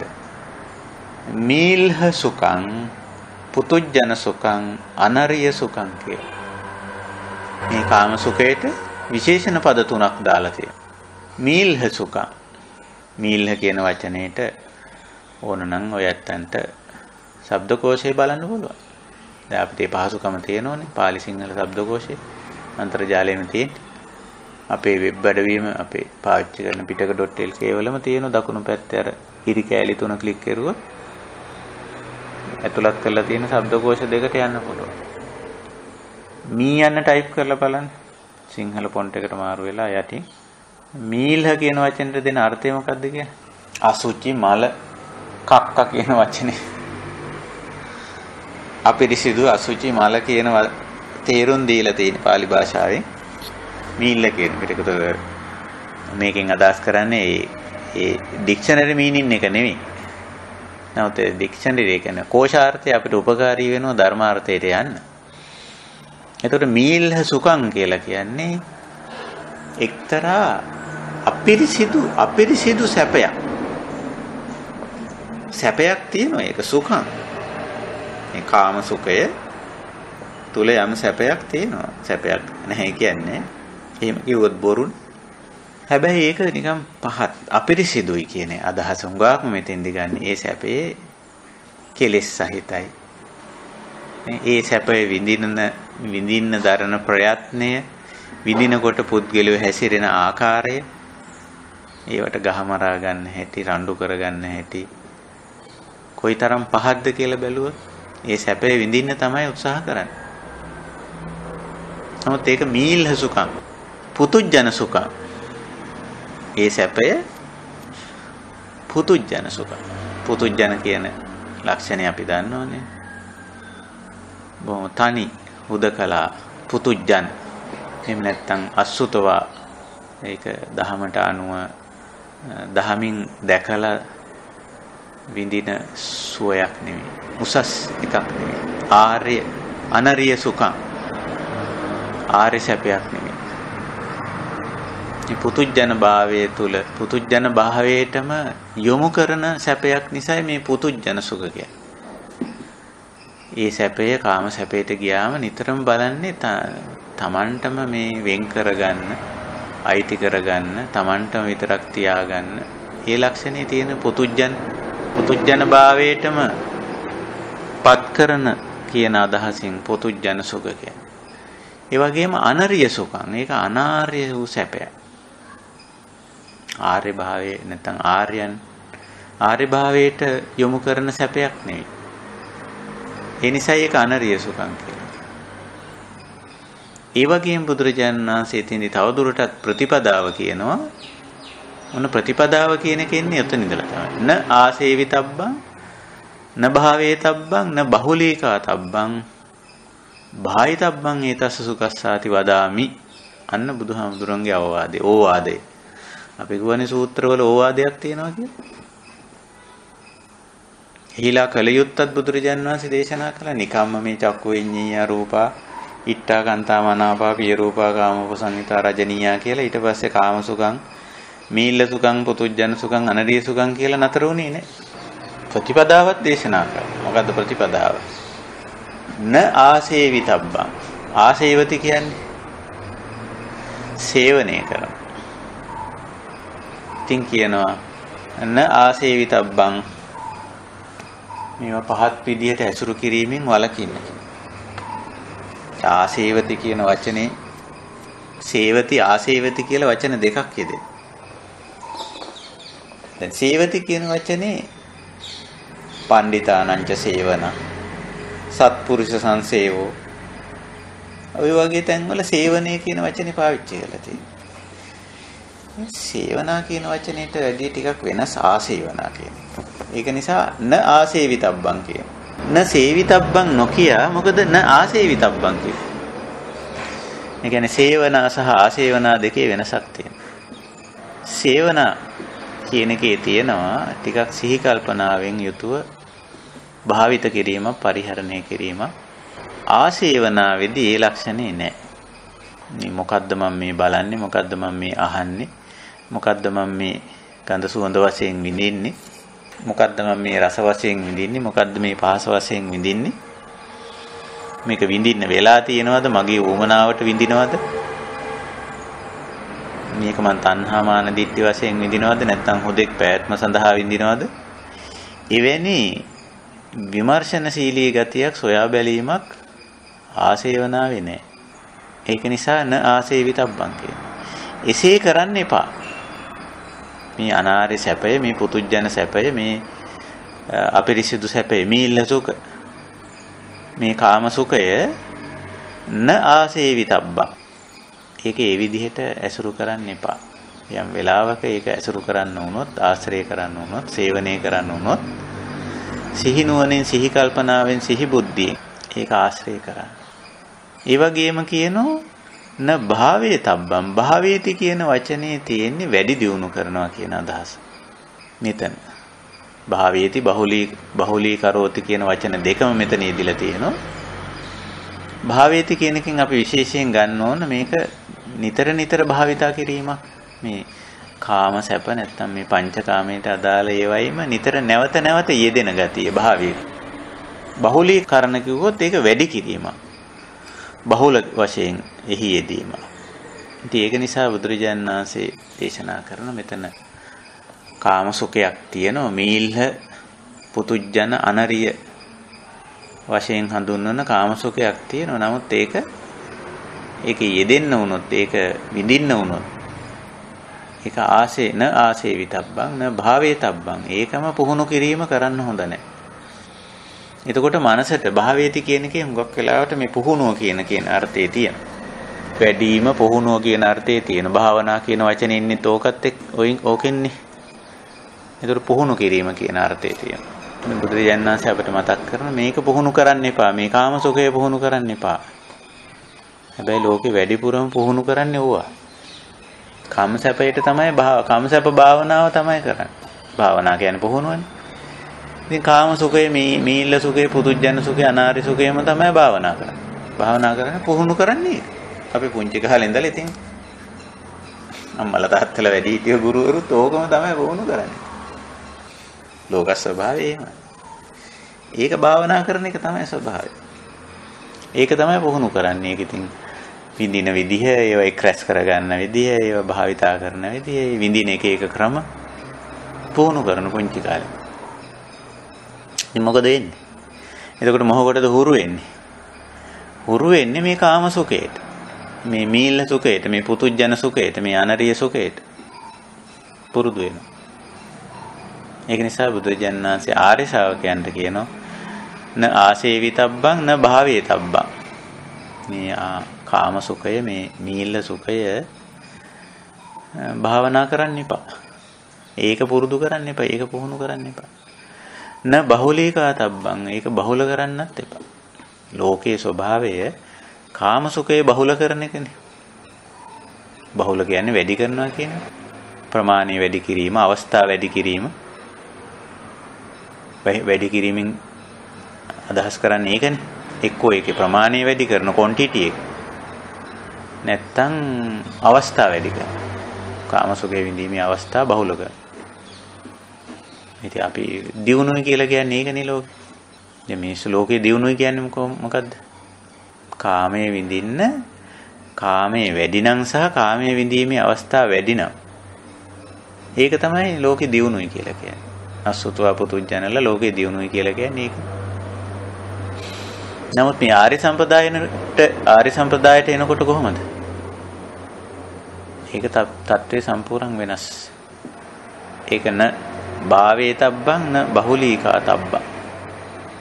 ඒවා භාවනා කරන්නේ නැහැ, ඒවා වඩන්නේ නැහැ, ඒවා පුහුණු කරන්නේ නැහැ. කාම සුඛ, කාම යෝග. ඒවා බහුල කරන්නේ නැහැ, ඒවට අවස්ථා වැඩි කරන්නේ නැහැ.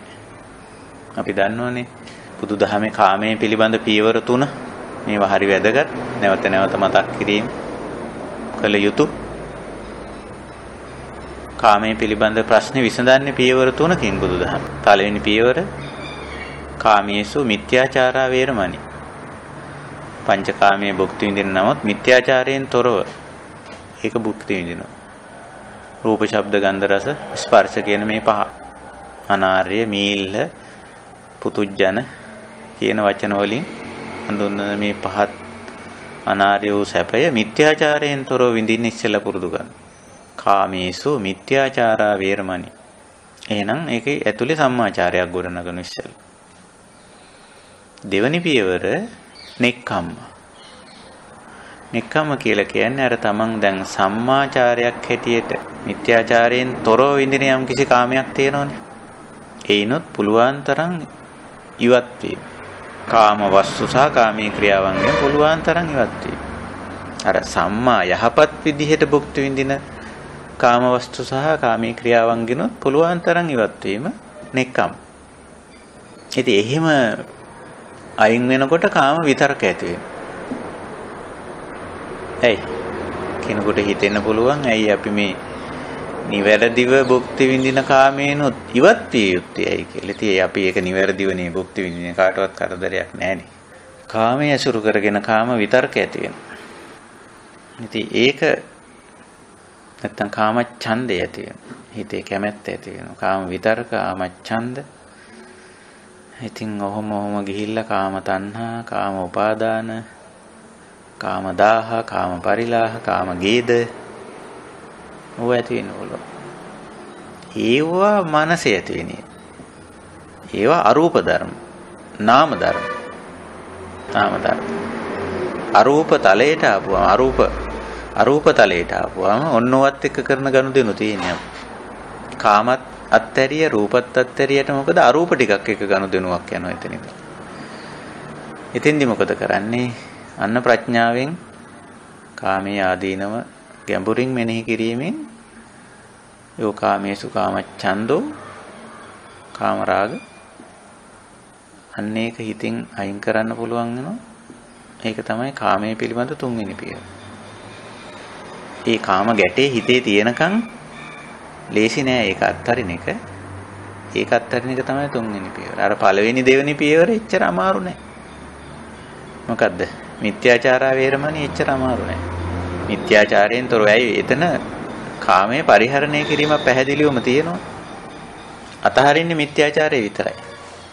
දෙවෙනි පියවර ඩිංගක් අමාරුයි.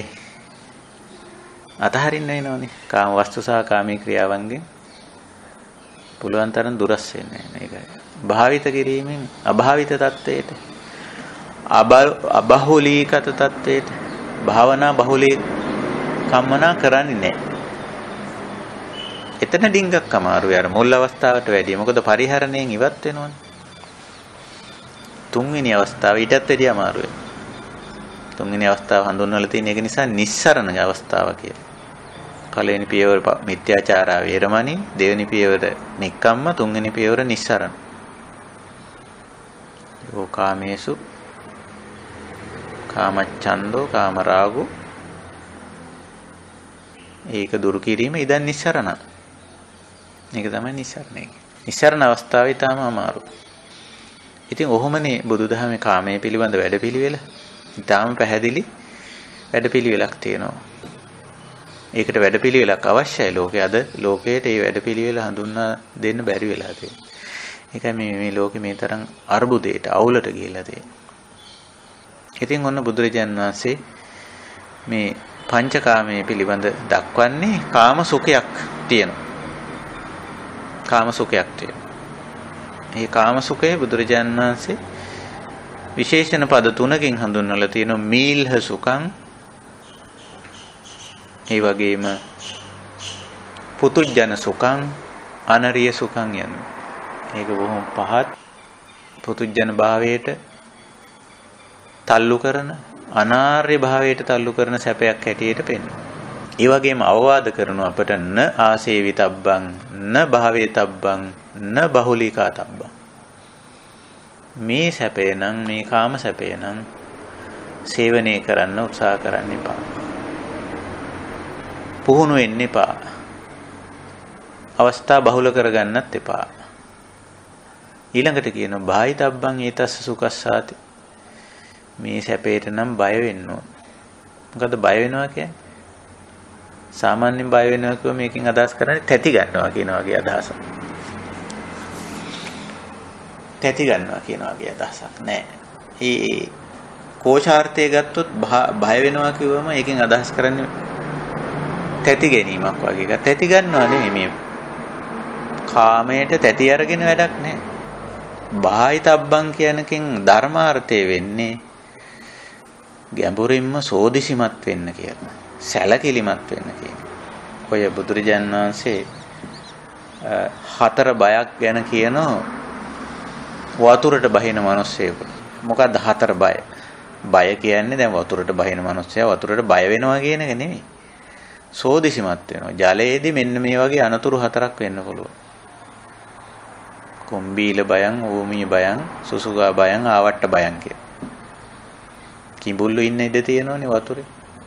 කිඹුල්ලු වගේ දරුණු සතුන් ඉන්නවා වතුර යට. එතකොට දැන් සෝදිසිමත් වෙන්න කියලා කියනවා. එහෙම සතුන්ගෙන් අනතුරක් වෙන්න පුළුවන්. එතින්ද කියන්නේ වතුරට බහින්න නැතුව ඉන්න කියලා නෙමෙයි. උදකෝ රෝහන්තේන බික්කවේ. ශ්‍රාවකේනේ වතුරට බහින්නෙක් විසින් මෙන්න මේ හතර බය ඇතුව බහින්න ඕන කියලා. ඒ කියන්නේ සතරාකාර සෝදිසිමත් භාවයක් ගැන මේ කියන්නේ.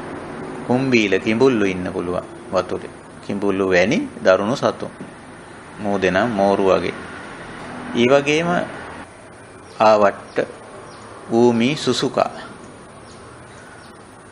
ආවට්ට කියලා කියන්නේ මේ මතු පිටින් එන දිය රැලි.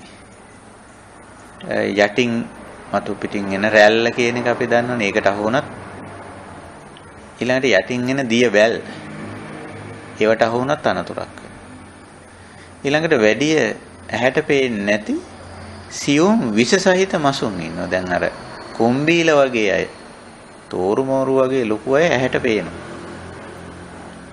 ඈත තියා කඩා බිඳගෙන එනවා පේනවා. හැබැයි සුසුකා ඊටාම සියුම් මත්ස්‍ය වර්ග විස සහිත සතුන්, විස සහිත ශාක වගේ දේවල් ජලයේ තියෙන්න පුළුවන්. ඒවට තමයි සුසුකා කියන්නේ. ඉතින් මේ වගේ දේවල් ගැන ජලයට බහින මිනිස්සයා ජලයට නොබැහැ ඉන්න කියන එක නෙමෙයි මේ කියන්නේ. ජලයට බහින්න එපා. ජලයෙන් කරගන්න වැඩක් කරගන්න උනාම ජලයට බහින්න නැතුව කොහොමද? වතුර ටිකක් නාගන්න වතුරට බහින්න එපා. ගඟට බහින්න ඕනේ, මූදට බහින්න ඕනේ. හැබැයි බුදුරජාණන් වහන්සේ කියන බය හතරක් ඇති කරගන්න ඕන කියලා. එතකොට බය කියන එකෙන් මෙතන අදහස් කරන්නේ සෝදිසිමත් භාවයන් කියන එක. ඒකයි මෙතන කියන්නේ බාහිතබ්බං. කාම සැපේට අර මීල් සුඛයට බාහිතබ්බං. බය වෙන්න ඕන කියලා. බය වෙන්න ඕන කියන්නේ මේක ගැන සෝදිසිමත් වෙන්න ඕන. මොකද මේකෙන් සිද්ධ වෙන අනතුර අති විශාලයි. සමහර වෙලාවට අහු වුණොත් ආපහු ගැලවෙන්න අමාරුයි. දැන් බලන්න ස්පර්ශකාමයට මිනිස්සු වැටිලා. ස්පර්ශකාමයට වැටිලා කරපු දේවල් වල ප්‍රතිඵල කොහොමද පස්සට විඳින්නේ? නේ?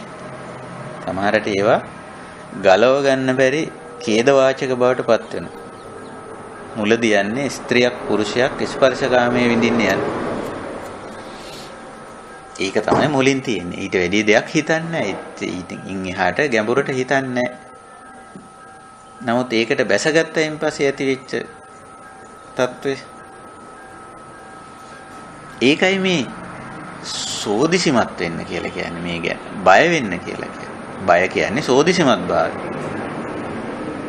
රසකාමයට වැටිලා ලෙඩ රෝග හදාගෙන තියෙන විදිය බලන්න.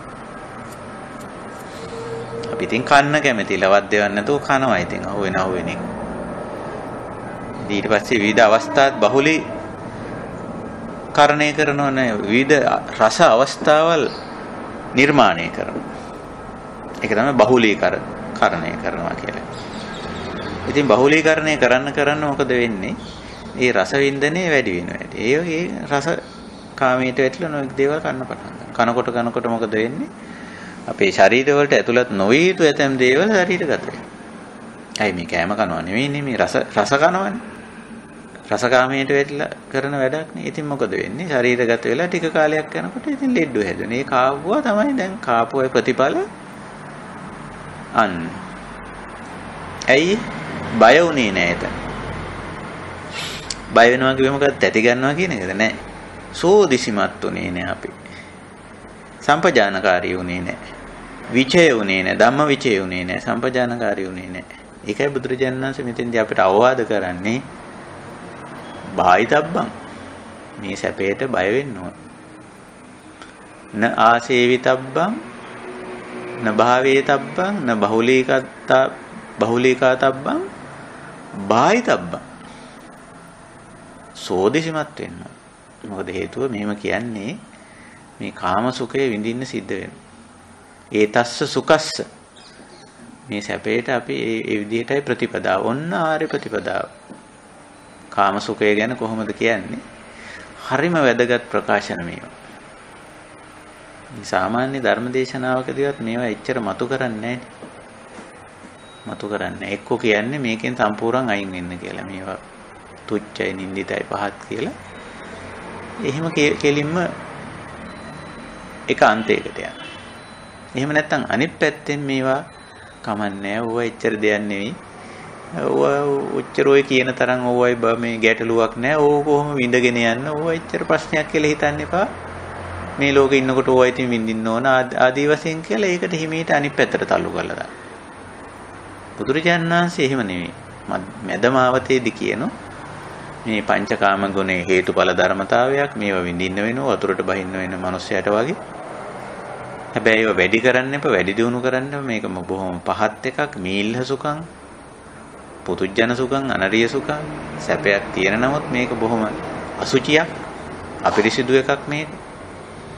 පුතුජන භාවයට අනාර්ය භාවයට තල්ලු කරන එකක් බවට පත් වෙනවා. නාසේවිතබ්බන් භාවේතබ්බන් බහුලීකාතබ්බන් බාහිතබ්බන් ඒතස්ස සුඛස් මේ සැපේට අපි සෝදිසිමත් වෙන්න ඕන මේක ගැන. මේකේ තියෙන පහත් ගතිය, මේකේ තියෙන අනාර්ය ගතිය, මේකේ තියෙන පුතුජන ගතිය ගැන අපි සාවධාන වෙන්න ඕන. ඉතින් ওই විදිහට ඇසින් කනින් නාසයෙන් දිවෙන් කයින් ගන්ධ රස පහස වශයෙන් රූප ශබ්ද වශයෙන් අපි භුක්ති විඳින දේවල් වල තියෙන මේ ඉත්තකාන්ත මනාප පිය රූප කාමෝපසංහිත රජනීය ගතිය පෙන්නලා ඒකේ තියෙන අනතුරු පෙන්නන බුදුරජාණන් වහන්සේ. ඇයි මෙහෙම දෙයක් පෙන්නන්නේ? මේ නිවන් මාගේදී මේ කාම සැපය, කාම සුඛය අපිට බාධාවක් වෙනවා. ඒ නිසා ඒක ඒ විදිහට පෙන්වන්නේ. ඒ විදිහට පෙන්වලා දෙන්නේ. ඉතින් ඔන්න දැන් මේ සුඛ විනිශ්චයනේ මේ කරන්නේ. සුඛ විනිශ්චය, සැප විනිශ්චය කරගන්න ඕන අපි. ඒකේ විනිශ්චය කරුවා කවුද? සුඛ විනිශ්චය කිරීමේ විනිශ්චය කරුවා අපිමයි. බුදුරජාණන් වහන්සේ ඒකට අපට උපදෙස් දෙනවා. මේ උපදේශය යන්නේ. එතකොට සුඛ විනිච්ඡයන් ඤත්වා සුඛ විනිච්ඡයන් ජඤ්ඤ. සුඛ විනිශ්චය දැනගන්න ඕන, සුඛ විනිශ්චය කරගන්න ඕන අපිම. එතකොට එහෙම කරලා අදාළ සුඛය අනුයුංජෙයි යෙදෙන්න ඕන. එතකොට පළවෙනි සැපය ගැන කියන්නේ කාම සුඛය. ඊළඟට මොකද්ද කියන්නේ කියලා බලමු. අපි තව පොඩි කාලයක් ගමු.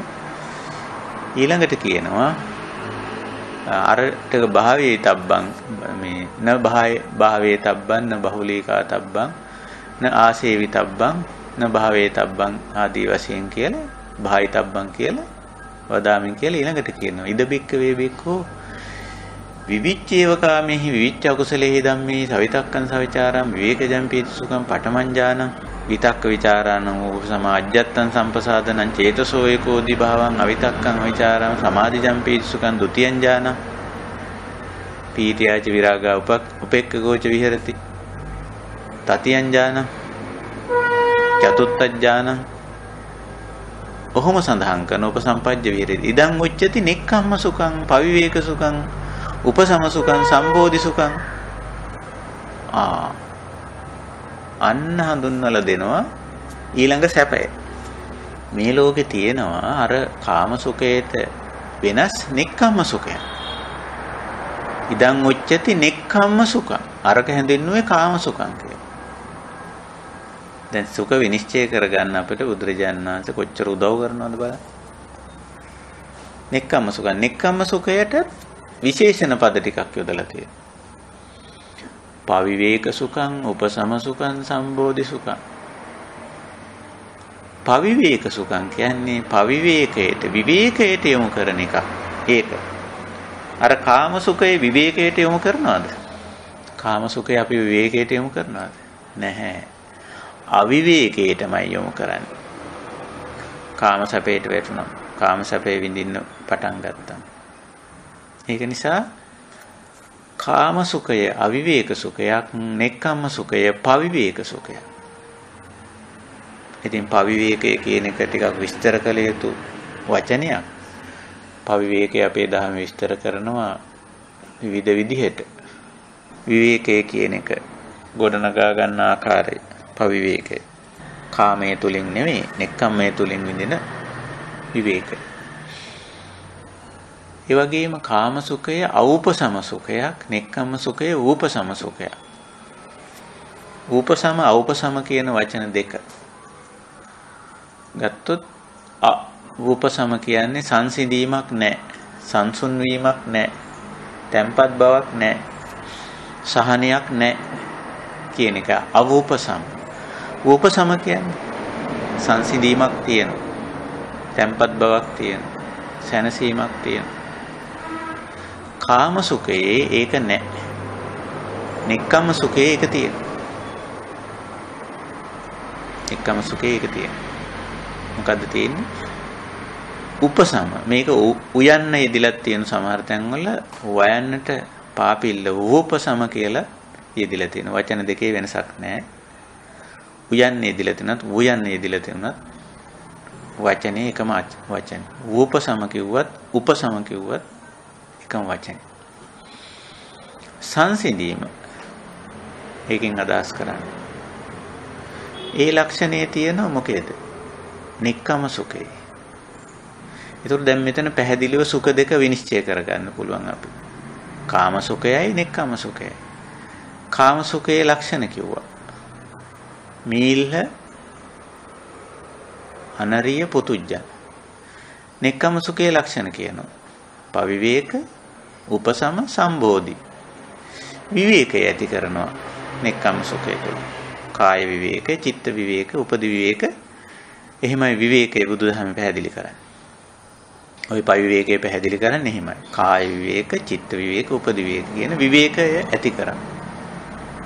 උපසම කෙලෙස් සංසිඳවනවා. සංසිඳවන්නේ කෙලෙස්. ඇවිස්සෙන්නේ කෙලෙස්නේ. අර කාම සුඛයේදී කෙලෙස් ඇවිස්සෙනවා. රාගය ඇවිස්සෙනවා, ද්වේෂය ඇවිස්සෙනවා, ඊර්ෂ්‍යාව එනවා, කෙලෙස් ඇවිස්සෙනවා. නෙක්ඛම්ම සුඛයේදී සංසිඳෙනවා. උපසම සුඛ. ඊළඟට සම්බෝධි සුඛ. ගැඹුරු අවබෝධය ඇති කරනවා නෙක්ඛම්ම සුඛයේදී. නයිස්කම්මේ. අරකෙදි මොන අවබෝධයක්ද? එන්න මොට කරනවා. මෝඩ කරනවා. අඥාන කරනවා. කාමයට වැටුණු මනුස්සයා හැසිරෙන්නේ ඊටාම පහත්, ඊටාම අන්ධ මෝඩ විදියට හැසිරෙන්නේ. කාම සුඛයට වැටෙන මනුස්සයා. එතන සම්බෝධියක් නැහැ. සම්බෝධියක් නැහැ එතන. නෙක්ඛම්ම සුඛයට ආපු කෙනා සම්බෝධි සුඛං. සම්බෝධි සුඛං. අවබෝධය එන්නින වර්ධනය. එහෙම කියලා බුදුරජාණන් වහන්සේ අර ඉහත ප්‍රකාශයට ප්‍රතිවිරුද්ධ ප්‍රකාශයක් කියනවා. ඉහත කිව්වේ නසේවිතබ්බං, න භාවේතබ්බං, න බහුලීකාතබ්බං, බහයිතබ්බං කියලා. මෙතෙන්දි කියන්නේ ආසේවිතබ්බං, භාවේතබ්බං, බහුලීකාතබ්බං, න බහයිතබ්බං, ඒතස්ස සුඛස්ස කියලා. මේ සැපය සේවනය කළ යුතුයි. මොන සැපේද? නෙක්ඛම්ම සුඛය. භාවේතබ්බං, ඒක පුහුණු වෙන්න ඕන. කලින් කිව්වේ න භාවේතබ්බං කියලා. මෙතෙන්ද කියන භාවේතබ්බං. ඔන්න ප්‍රතිපදාව අවවාදේ. ඕවාදේ. භාවේතබ්බං මේ නෙක්ඛම්ම සුඛය පුහුණු කළ යුතුයි. බහුලීකාතබ්බන් නෙක්ඛම්ම සුඛයට අවස්ථා වැඩි කරගන්න ඕන. ක්‍රම වැඩි කරගන්න ඕන, අවස්ථා වැඩි කරගන්න ඕන, බහුල කරන්න ඕන. බහුල කරනවා කියන්නේ ඒකනේ. නෙක්ඛම්ම සුඛය බහුල කරන්න. නබහායිතබ්බන් ඒකට බය වෙන්න දෙයක් නැහැ. ඒකේ ආයි ඇඟිලි ගහලා බලන්න දෙයක් නැහැ. මේකෙන් අනතුරක් වෙනවද? අර වෙන්නේ නෙක්ඛම්ම සුඛේ අනතුරක් වෙන්නේ. නෙක්ඛම්මයට යන්නේ අනතුර අඩුයි. ඒක නිසා මේකට බය වෙන්න දෙයක් නැහැ. මේකේ විශේෂයෙන් ඇඟිලි ගහලා සෝදිසි කරන්න දෙයක් නැහැ මේකේ. අපි කියවනේ බායති කියන්නේ බය වෙනවා කියන එකෙන් අදහස් කරන්නේ තැති ගන්නවා කියන අදහස නෙවෙයි. මේකෙන් අයහපතක් වේදෝ කොතනින් අයහපත මතු වේදෝ කියන සෝදිසිමත් භාවයෙන් ඉන්නවා කියන එකයි බායති කියන්නේ. මෙතෙන්දි කියන්නේ බාහිතබ්බන් එහෙම බය වෙන්න දෙයක් මේකේ නැහැ. ඒ තස්ස සුකස්ස මේ සැපේට මොන සැපේටද සම්බෝධ සුඛ මේ නෙක්ඛම්ම සුඛ කාමයෙන් ලබන සැපය කාම සුඛය කාමයෙන් පුලුවන් තරම් දුරස් වෙලා ලබන සැපය නෙක්ඛම්ම සුඛය. ඒකෙන් දුරස් වෙන ආකාරය අපි පියවර තුනකින් කතා කරන්නේ. මිත්‍යාචාර වේරමණී නෙක්ඛම්ම සහ නිස්සරණ. වදා බුදුරජාණන් වහන්සේ එහෙම දේශනා කළා. ඉතින් ඔහොම දේශනා කරලා සුඛ විනිච්ඡයන් ජඤ්ඤා සුඛ විනිච්ඡයන් ඤත්වා අජ්ජත්තං සුඛමනුයුඤ්ජයාති ඉති යන්තං උත්තං ඉදමේතං පටිච්චෝත්. මම ශ්‍රාවකිනි නුඹලාට කියනවා සැප කියන එක හොඳට විනිශ්චය කරගන්න. සැප කියන එක තෝර බේරගන්න. තමම්. මෙතන සැප දෙකක් තියෙනවා. කාම සුඛයයි නෙක්ඛම්ම සුඛයයි. ඒවා බුදුරජාණන් වහන්සේ පැහැදිලි කරලා දෙනවා. ඉතින් පැහැදිලි කරලා දීලා අපිට කියන විනිශ්චය කරගන්න. විනිශ්චයකාරය නම් අපි තමයි. බුදුහාමුදුරනේ. ඒ බුදුහාමුදුරන්ට විනිශ්චය කරන්න බැරි. අපි විඳින සැපේ බුදුහාමුදුරුවෝ විඳින්නේ නැහැ. බුදුහාමුදුරුවෝ දන්නේ නැහැ. අපි මොනව විඳිනවද කියලා. ඒවා අපේ ජීවිතයට සාපේක්ෂව අපි ඇහින් බලන, අපි කනෙන් අහන, අපි නාසයෙන් දිවෙන් කයෙන් විඳින දේට අදාළ වෙන්නේ අපි සැපේ විඳින්නේ. ඒක නිසා බුදුරජාණන් වහන්සේට ඒක විනිශ්චය කරන්න බෑ. බුදුරජාණන් වහන්සේට විනිශ්චය කරගන්න පුළුවන් උන්වහන්සේ විඳින සැපේ. හැබැයි අපිට මෙතන උන්වහන්සේ කල්යාණ මිත්‍රයෙක් හැටියට ගුරුවරයෙක් හැටියට උදව් කරනවා. සැප දෙකක් තියෙන බවත්, ඒ සැපවල ගති ලක්ෂණ මේවා කියලා දීලා අපිට තීන්දුව ගන්න කියන. විනිශ්චයකාරය වෙන්න කියන. සුඛ විනිච්ඡයන් ඤත්වා සුඛ විනිච්ඡයන් ජඤ්ඤා. මේක දැනගෙන මේක අවබෝධ කරගෙන අජ්ජත්තං සුඛං අනුයුඤ්ජේය. ආධ්‍යාත්මික සුඛයෙහිම යෙදෙන්න කියලා අපට අවවාද කරනවා. ආධ්‍යාත්මික සුඛය තමයි මේ නෙක්ඛම්ම සුඛය. ඉතින් නෙක්ඛම්ම සුඛය, නෛෂ්ක්‍රම්ම සුඛය, කාමයන්ගෙන් වෙන්වීමේ සැපය කියන එක විස්තර කරන්නේ මේ ධ්‍යාන හතර ඇසුරෙන්.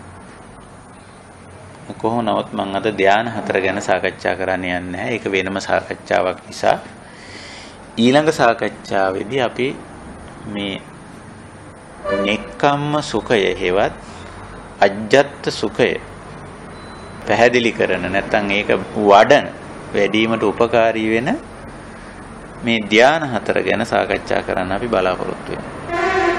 ඉතින් ඕවා ගැන ඔය දීඝනිකායේ බ්‍රහ්මජාල සූත්‍රයේ සාමාන්‍ය ඵල සූත්‍රයේ සාමාන්‍ය ඵල සූත්‍රයට ගියොත් එහෙම ඔය ධ්‍යාන හතර මුලින්ම සඳහන් වෙන්නේ එතන.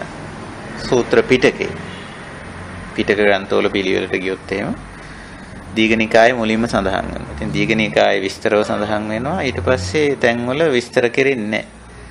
නිකම් පෙయ్యාලමින් කෙටි කරලා තියෙනවා. මේ සූත්‍රයේත් ඔබට පේනවා ඇති පෙయ్యාලමින් කෙටි කරලා තියෙනවා. චතුත්ථ ඥානං කියලා මිසක ඒක විස්තර කිරීමක් කරන්නේ නැහැ. නමුත් අපි අනිත් තැන් උපකාරී කරගෙන ඊළඟ අවස්ථාවේ අපි ධ්‍යාන හතර පිළිබඳව සාකච්ඡා කරනවා. මොකද ඕවා ගැන ධ්‍යාන ගැන ගොඩාක් වැරදි මතිමතාන්තර තියෙනවා. ගොඩාක් වැරදි මතිමතාන්තර තියෙනවා. ඒක නිසා අපි ඒක ගැන සාකච්ඡා කිරීම අවශ්‍යයි. ඒක තමයි නෙක්ඛම්ම සුඛය. නෛෂ්ක්‍රම්‍ය තුළින් අපි ලබන සුවය. හොඳයි අපි මේ අවස්ථාව ඉදිරියට තියලා සූත්‍රයේ කරන සාකච්ඡාව සුඛ විනිච්ඡයන් සැප විනිශ්චය කර ගැනීම කියන කාරණේ මම ඔතකින් අද නතර කරලා වෙනද වගේම අපි යනවා අපේ දම් සභාවේ ඉන්න අපේ කල්යාණ මිත්‍රයන්ට අපි ඉඩ අවකාශ සලසනවා මෙතෙන් සිට ධර්ම සාකච්ඡාවට යොමු වීම සඳහා. ඉතිරි කාලය අපි ඒ සඳහා ගත කරමු. ගරු ස්වාමීන් වහන්සේ. ඔව්. රණ භූමියෙන් අරණ්‍ය භූමියට පිවිසීමේදී නිරතුරුව සතිය ජීවිතයට ලං කරගත්තොත් පවත්නා සම්මත කාම ගුණයන්ගෙන් මිදී ජීවත් විය හැකි නේද? උදාහරණ වශයෙන් ගත්තොත් බොහෝ විට දවස මුළුල්ලේම අහන්න දකින්න ලැබෙන්නේ කාමයේ දනවන රූප හඬ වැනි දේ. අද එදිනදා පරිභෝජනය කරන කෑම බීම වලට පවා කාම ගුණ මුසු කර තිබෙනවා නේද? ඊළඟට තව ප්‍රශ්නයක් තියෙනවා ස්වාමීන් වහන්සේ. පාන භූමියෙන් අරණ භූමියට පැමිණීමට ධර්මයේ සඳහන් වන සතර අගති වන ඡන්ද, දේශ, බය, මෝහ කියන ධර්මතා අවබෝධ කරගෙන එයින් මිදීමට උත්සාහ ගැනීමට පුළුවන් නම් උත්සාහ ගැනීම ඇත්ත හැකි වේ නම් එය ඡන භූමියෙන් අරණ භූමියට පිවිසීමට පුළුවන් නේද? ඒ නිසා සතර අගති ගැන කෙටි පැහැදිලි කිරීම කරන්න පුළුවන් ද ස්වාමීන් වහන්සේ? හොඳයි. පළවෙනියට ඔබතුමී ඉදිරිපත් කර අදහසට මට කියන්න තියෙනෙත් ඔව් කියන එක විතරයි. ඒක හරි. ඒ කියන්නේ රණ භූමියෙන් අරණ භූමියට රණ භූමිය කිව්වම ඒක හොඳ යෙදුමක්. රණ භූමියේ හැටි අපි දන්නවනේ. ගහ මරා ගන්න එකනේ තියෙන්නේ. ඉතින් කෙලෙස් සහිත තැන ඕක තමයි රණ භූමිය. අරණ භූමිය නිකෙලෙස් සහිත තැනට එද්දී දෛනික ජීවිතේ බොහෝ සිහිනුවණින් යුතුව කටයුතු කිරීම හරහා අපිට එන්න පුළුවන් කියන කාරණේනේ. ඔව්. එතකොට ඇත්ත ඒ කාරණේ. අපි මේ සැප පිළිබඳ හොඳ කාම සැපය මොකද්ද, නෙක්ඛම් සැපය මොකද්ද කියන එක පිළිබඳව මනසිනුවණින් ගත කරන කෙනෙකුට රණ භූමියෙන් අරණ භූමියට මාරු වෙන්න බොහොම පහසුයි. ඒක හරි. ඒක මම ඔව් කියන එක විතරයි මම කිව්ව එකයි. ඒකට ඔබතුමීගේ ප්‍රකාශනයේට මට කියන්න තියෙන්නේ ඔව් කියන එක කියලා. ඒක හරියටම හරි. දෙවණියට ඔබතුමී ඉදිරිපත් කර දේ අපි එදිනෙදා ජීවිතයේ පරිහරණය කරන දේවල්. ඔබ උදාහරණයක් හැටියට ආහාර ගැන කිව්වා. ආහාර, ඇඳුම්, නිවාස, බෙහෙත්, යාන වාහන ඔය හැම දෙයක් තුලින්ම අපි උත්සාහ කරන්නේ මේ යම්කිසි කැමැත්තක් ඉෂ්ට කරගන්න, යම්කිසි පහසුකමක් ඇති කරගන්න වගේ දෙයක් නේ. එතකොට ඒක ඇත්ත. ඒවට මුසු කරලා තියෙනවා, මිශ්‍ර කරලා තියෙනවා යම් යම් ආකාරයක මේ අගතිගාමී තත්ත්වයන්, ඡන්ද, දෝෂ, බය, මෝහ. ඒවා මුසු කරලා තියෙනවා. ඒ අගතිගාමීත්වයට නොගිහින් අපි මේවා දිහා බැලුවොත් මේ පංචකාම දිහා අපිට පුළුවන්කම තියෙනවා අරණ භූමියට එන්න. මේ ඡන්ද, දෝෂ, බය, මෝහ වලින් තමයි ඇත්තටම මේවට අපි අන්ධකරණය කරලා අන්ධලා මේ මුලා කරලා මෝහණය කරලා තියෙන්නේ. උතන සතර අගතිය ගැන පොඩ්ඩක් විස්තර කරමු කියලා ඔබතුමී යෝජනා කරන එක හුඟක් හොඳයි. මේ ඡන්ද කියන්නේ කැමැත්තනේ. දෝෂ කියන්නේ අකමැත්ත. ඡන්දා දෝෂා, කැමැත්ත අකමැත්ත. බය කියන්නේ අර දැන් අපිට තේරෙනවා බය කියන්නේ තැති ගැනීම නෙමෙයි. සෝදිසිමත් බව. ඊළඟට මෝහ කියන්නේ අර සෝදිසිමත් බවක් නැතිකම. නිකන් මෝඩ විදිහට ඒකත් එක්ක ගනුදෙනු කරන්නේ. සෝදිසිමත් බව බය හැටියට සලකන්නේ. බය නැතිකම කියන්නේ සෝදිසිමත් බවක් නැතිකම කියන්නේ.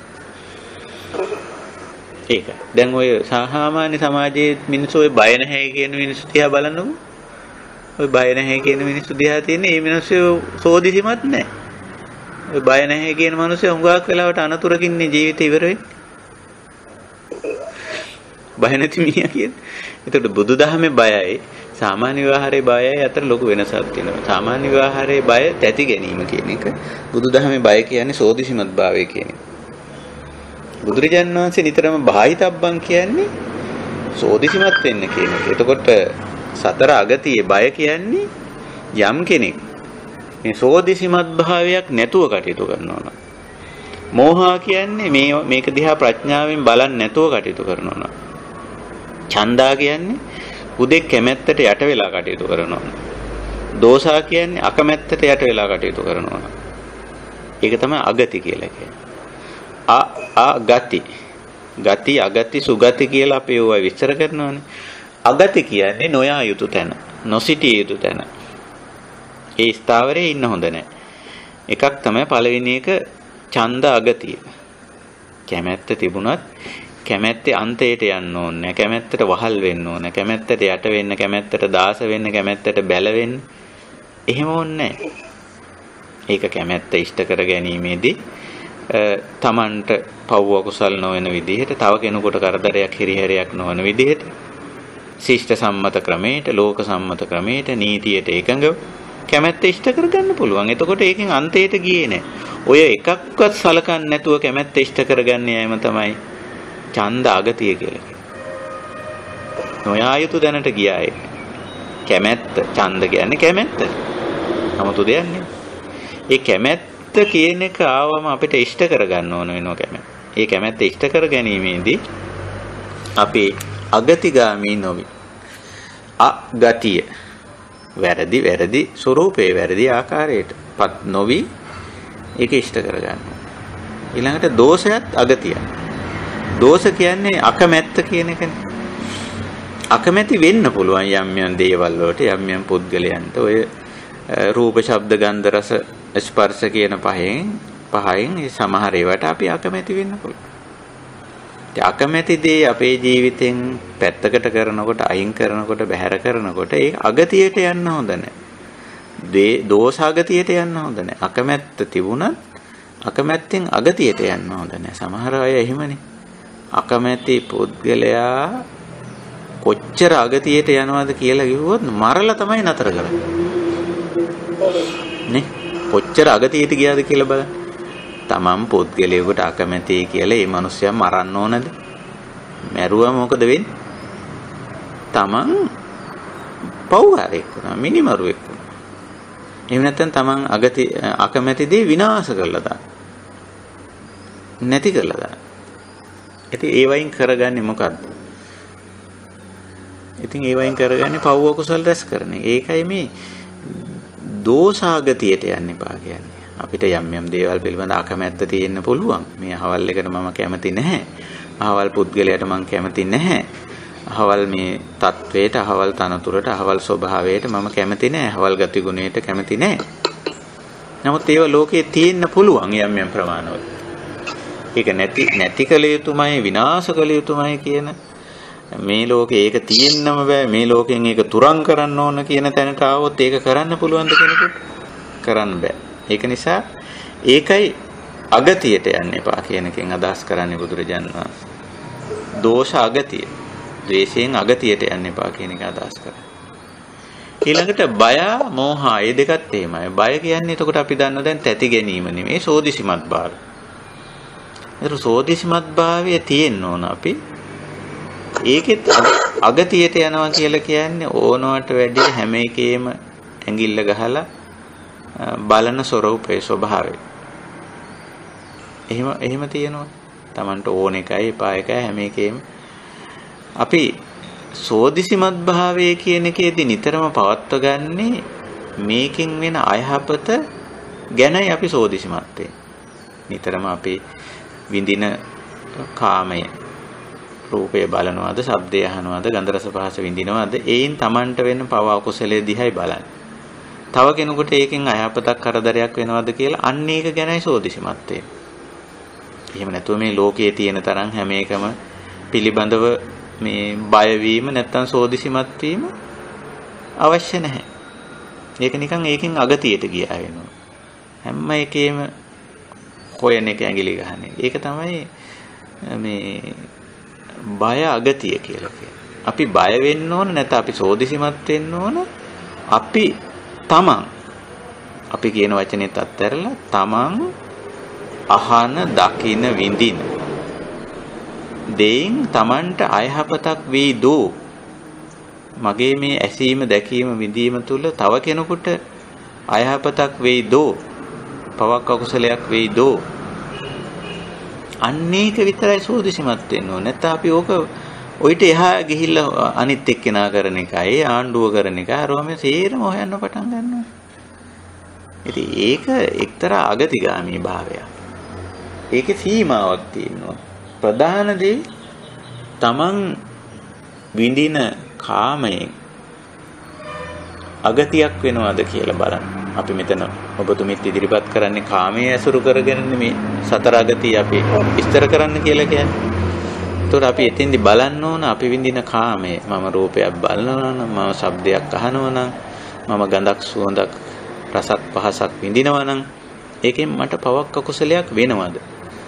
මං ළඟ ඉන්න කිට්ටුව පහත ඉන්න අනිත් මනුස්සයාට ඒකෙන් කරදරයක් ගැහැටක් සිද්ධ වෙනවද? අන්න ඒ සෝදිසිමත් භාවයේ තමයි තියාගන්නවා. නැත්තම් මේකේ අන්තයට කෙලවරට ගිහිල්ලා මේක හොයන්න බෑ. ඒකයි ඔය බය කියන දෙයින් අගතියට යන්නේ. ඊළඟට මෝහ අගතිය. මෝහ කියන්නේ මෝහණය වෙන ගතිය, මුලා වෙන ගතියනේ.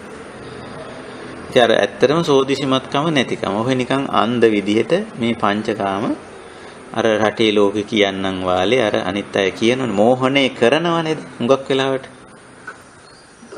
දැන් බේලඳ වාදයේ ඇතුලේ වාණිජ්‍යකරණයේ ඇතුලේ නැත්තම් ඇඩ්වර්ටයිසිං වල හරියට මේ පංචකාමයට මෝහණය කරනවා. ඉතින් මිනිස්සු හිතන්න පටන් ගන්නවා අයියෝ මේක නැතුව නම් වැඩක් නෑ ජීවිතේ. මේක තමයි දැන් තියෙන එක. මේක නම් තියෙන්න ඕන ජීවිතේ. මේක නැත්තම් මොකටද? ඔය තරමට අන්ධ වෙනවා, මෝඩ වෙනවා. එහෙම හිතන්න පටන් ගන්නවා. ඒකෙන් අගතියට යනවා. මේක නම් කොහොම හරි ජීවිතේට එකතු කරගන්න ඕන. මේක කොහොම හරි ගන්න ඕන. මේක නම් කොහොම හරි බලන්න ඕන. මේක නම් කොහොම හරි අහන්න ඕන. මේ රසය නම් කොහොම හරි විඳින්න ඕන. මේ ගඳ සුවඳ නම් විඳින්න ඕන. මේ ස්පර්ශය නම් විඳින්න ඕන. නැත්තම් මිනිස් ජීවිතයේ ඇති වැඩේ මොකද්ද? ඔය වගේ මහා අන්ධ මෝඩ විදියට හිතන්න පටන් ගන්නවා. ඉතින් මොකද වෙන්නේ? අන්න ඡන්ද අගතියට මේ මෝහ අගතියට කිය. මෝහණය වුණා ඒකෙන්. ඉතින් ඒකයි ස්වභාවය. ඉතින් ඔය ඒ මෝඩකමට අපි වැටෙන්න හොඳ නැහැ. ඒකයි තියෙන්නේ. ඉතින් ওই විදිහට පංචකාමයේ සම්බන්ධ කරගෙන ඡන්ද, දෝෂ, බය, මෝහ කියන හතර අපි කතා කරොත් ඔබතුමී කියන විදිහට රණ වලින් අරණ භූමියට එන්න, රණ භූමියෙන් අරණ භූමියට එන්න අතිශයින් උපකාරී වෙනවා. මේ අගති හතරෙන් මිදීම. ඡන්ද, දෝෂ, බය, මෝහ. හොඳයි. අපි එකතු කරගමු අපේ ධම්ම සභාවට ධර්ම සාකච්ඡාවට. ස්වාමීන් වහන්සේ. ස්වාමීන් වහන්සේ. ඔසරයි. ඔකේ. ස්වාමීන් වහන්සේ මේ සම්බෝධි සුඛය තුල අවබෝධමත් වන්නේ නාම රූප ධර්මයන්ගේ යථා ස්වභාවය අවබෝධ කිරීමෙන් මිස අසුතවත් පුදුජනයට අකුසල මූලය තුල ඇලී ගැටී සිටින නිසා රූප ශබ්ද ගන්ධ පොට්ටබ්බයන්ට ඉෂ්ඨ ශාන්ත මනාපයි ආදී මනසට දැනෙන ප්‍රිය ස්වභාවයන්ට නතු වී සිටීම නිසා චින්තාමය ඥානයවත් භාවනාමය ඥානයත් මගහැරී යනව නොවේද? ඔව් දැන් අපි මේ මාතෘකාවෙන්ම ඔබතුමී ඉදිරිපත් කරන කාරණේට යොමු වුණොත් රූප, ශබ්ද, ගන්ධ, රස, ස්පර්ශ කියන මේ පහ පිළිබඳ සුතමය මට්ටමින් මේ බැලුවොත් ඒ පුද්ගලයාට රාග දේශ මොහ ඇති වෙනවා. සුතමය කියන්නේ අපි මේ සාමාන්‍ය විවාහාරය වුණා ගැන කතා බහ කරන විදිය විතරක් බැලුවා. නමුත් ඊට එහාට ගිහිල්ලා මේ බුදුරජාණන් වහන්සේ අපිට දේශනා කරලා තියෙන මේ දැන් මේ දේශනාවෙදිම අපිට කියනෝනේ මේ මීල්ල සුඛං පුතුජන සුඛං අනරිය සුඛං මේවා මේ විදිහයි කියලා ටිකක් අපි ඇත්ත එහෙමද මේ බුදුහාමුදුරු කියන කාරණේ මේ පංචකාමයේ තුල එහෙමද කියලා ටිකක් චින්තාමේ ඥානෙ අවුලවල බැලුවා. ඊළඟට භාවනාමය ඥානය කියන්නේ ඔය කාමයේ විඳින අවස්ථාවේ සිහිනුවණින් ගැඹුරු සිහිනුවණින් යුක්ත වීම. සුඛං වේදනං වේදියමානෝ සුඛං වේදනං වේදියාමිති පජානාති කියලා වේදනානුපස්සනාවේදී එහෙම කියන්නේ අන්නේ අවස්ථාව. විඳින වෙලාවේ හොඳට අවදි වෙලා හොඳට ඒකට මේ ප්‍රඥාවන්ත වෙලා අපි බැලුවොත් ඇත්තට මේකේ තියෙන අර මීල්හ ගතිය, පුතුජන ගතිය, අනරිය ගතිය අපිට ප්‍රත්‍යක්ෂ කරන්න පුළුවන්. භාවනාවේ පැත්තට, චින්තාමේ භාවනාවේ පැත්තට ගියොත්. ඉතින් එතකොට අපිට මේ කාමයෙන් අර කියපු විදිහට අගතිය වලට වැටෙන්නේ නැතුව, රණ පැත්තට, කෙලෙස් පැත්තට යන්නේ නැතුව, රාග දේශ මොහ කියලා ඔබතුමී කිව්වේ ඒකයි. ඉතින් මේ පැත්තට වැටෙන්නේ නැතුව අරණ වෙන්න අපිට පුළුවන්. මේ නිකන් කෙලෙස් ඇති කරගන්න නැතුව මේ කාම සුඛයෙන් නෙක්ඛම්ම සුඛයට අපිට මාරු වෙන්න පුළුවන්. ඒ කියන්නේ රණ භූමියෙන් අරණ භූමියට මාරු වෙන්න හැකියාව තියෙනවා. ඒක ඇත්ත. අපි ඒක නිසා සුතමේ මට්ටමින් මේව ගන්න හොඳ නෑ. චින්තාමය භාවනාමය පැත්තට ගිහිල්ලා ඇත්ත වශයෙන්ම මේවා ටිකක් හිතලා මතලා අපි කියන්නේ සාමාන්‍ය විවාහාරයේ තියෙනෝනේ ඔය චින්තාමය ඥානය ගැන සාමාන්‍ය අපේ වැඩිහිටියෝ කියනවා. ඕක ටිකක් හිතලා මතලා බලන්නකෝ. ඕක මං කිව්වටම නෙමෙයි. ඔයත් ටිකක් කල්පනා කරලා බලන්නකෝ. ඔහොම කියනවා නේද? ඔව් ඒ කියන්නේ චින්තාමය ඥානෙ අවුලවන්න කියන්නේ. ඔයත් ටිකක් මේක හිතලා මතලා බලන්න. බුදුහාමුදුරුවෝත් අපිට කියන්නේ ඒක. මම කියනවා මෙහෙමයි කියලා බුදුරජාණන් වහන්සේ කල්යාණ මිත්‍රෙක් හැටියට ගුරුවරයෙක් හැටියට අපිට මේවයි හැම පැත්තක්ම මතු කරලා දීලා තියෙන එක ඇත්ත. ඒත් බුදුරජාණන් වහන්සේ අපිට කියනවා මේක ටිකක් හිතලා බලන්න මං කියන එක අනුසාරයෙන් ටිකක් හිතලා බලන්න මේ නෙක්ඛම්ම සුඛේ කාම සුඛේ වෙනස හිතලා බලන්න. හිතලා බලලත් මදි භාවනා පැත්තටත් යොමු කරනවා. භාවනාමය ඥානයටත් යොමු කරනවා අපි. භාවනාමය කිව්වම කාම සුඛේ පැත්තෙන් නම් අභාවනාතිය. නෙක්ඛම්ම සුඛේ පැත්තෙන් නම් භාවනාතිය. එතකොට කාම සුඛේ විඳින අවස්ථාවේ සිහිනුවණින් විඳින එක. ඒක බහුලීගත කරන්නේ නැතුව ඒක භාවිත කරන්නේ නැතුව යන්නේ ඒක තමයි මේ පැත්තේ භාවනාව. නෙක්ඛම්ම සුඛේ පැත්තට ගියොත් එතන සිහිනුවණින් ඉඳගෙන ඒකේ තියෙන නෛෂ්ක්‍රම්ම සුඛය භාවිත බහුලීගත කිරීම. ඒක තමයි එතන භාවනාව. එතකොට මේ දෙක තුලින් අපිට මේකේ තියෙන වෙනස ප්‍රත්‍යක්ෂ කරන්න පුළුවන්කම තියෙනවා. ඔය දෙකටම අපි වැටෙනවා. කාම සුඛයට වැටෙනවා. අපි දැන් කාම සුඛයේ පසුපස අඹාගෙන ගියේ නැති වුණාට ආර්ය භූමියට ආවයින් පස්සේ සීක භූමියට ආවයින් පස්සේ අපි කාම සුඛයේ පසුපස අඹා යන අය නෙමෙයි. එහෙත් අපිට මේ ඇහැ කන නාසය දිවකය කියන මේ පසින්දුරන් තියෙන නිසා මේවා සජීවී නිසා ඔය කාමයට වැටෙනවා. කාම සුඛයේ විඳින අවස්ථා තියෙනවා. එතෙන්දී අපි සිහිනුවන උපද්දා ගන්න ඕන. භාවනාමය ඥානෙ උපද්දන්නේ අන්න එතෙන්දී. එතන සිහිනුවනින් යුක්ත වෙන්න ඕන. ඒකයි තියෙන්නේ. දැන් අපි හුඟක් වෙලාවට හඹාගෙන යන්නේ නැත්නම් අපි අවස්ථා වැඩි කරගන්නේ බහුලීගත කරන්නේ නෙක්ඛම්ම සුඛේනේ. නෙක්ඛම්මේට අවස්ථානේ අපි වැඩි කරගන්නේ.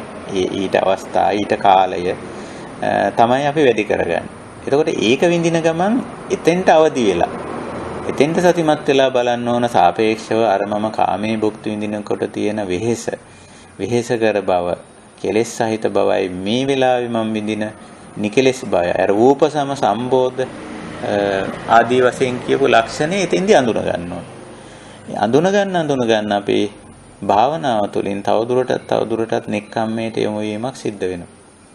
ඒකයි වෙන්නේ. එතකොට ඉතින් ඔය රාග දෝෂ මොහ වෙනුවට විත රාග විත දෝෂ විත මොහ තත්වයට තමයි අපිපත් වෙන්නේ. ඉතින් එහෙමයි ක්‍රමය. ඒක හරි. වාසිත ගොඩක් කුසල් සම්මාන හොඳින් අවබෝධ වුණා.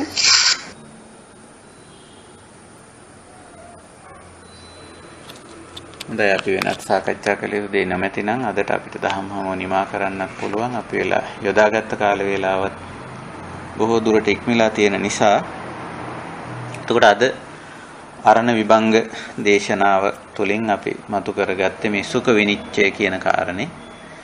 සැපය කියන එක විනිශ්චය කරගන්න කියලා අපිට බුදුරජාණන් වහන්සේ අවවාද කරනවා. සුඛ විනිශ්චයං ජඤ්ඤා සුඛ විනිච්ඡයන් ඤත්වා සැපය කියලා සැප වර්ග දෙකක් බුදුරජාණන් වහන්සේ පෙන්නන කොටස් දෙකකින් පෙන්නනවා කාම සුඛ සහ නික්කම්ම සුඛ වශයෙන්. ඒක කාම සුඛයේ ලක්ෂණ පෙන්නනවා ඉත්තාකාන්තා මනාපා පිය රූපා කාමෝපසංහිතා රජනීය. ඒ විතරක් නෙමෙයි මීල්ල සුඛං අනරිය සුඛං පුතුජන සුඛං කියලා.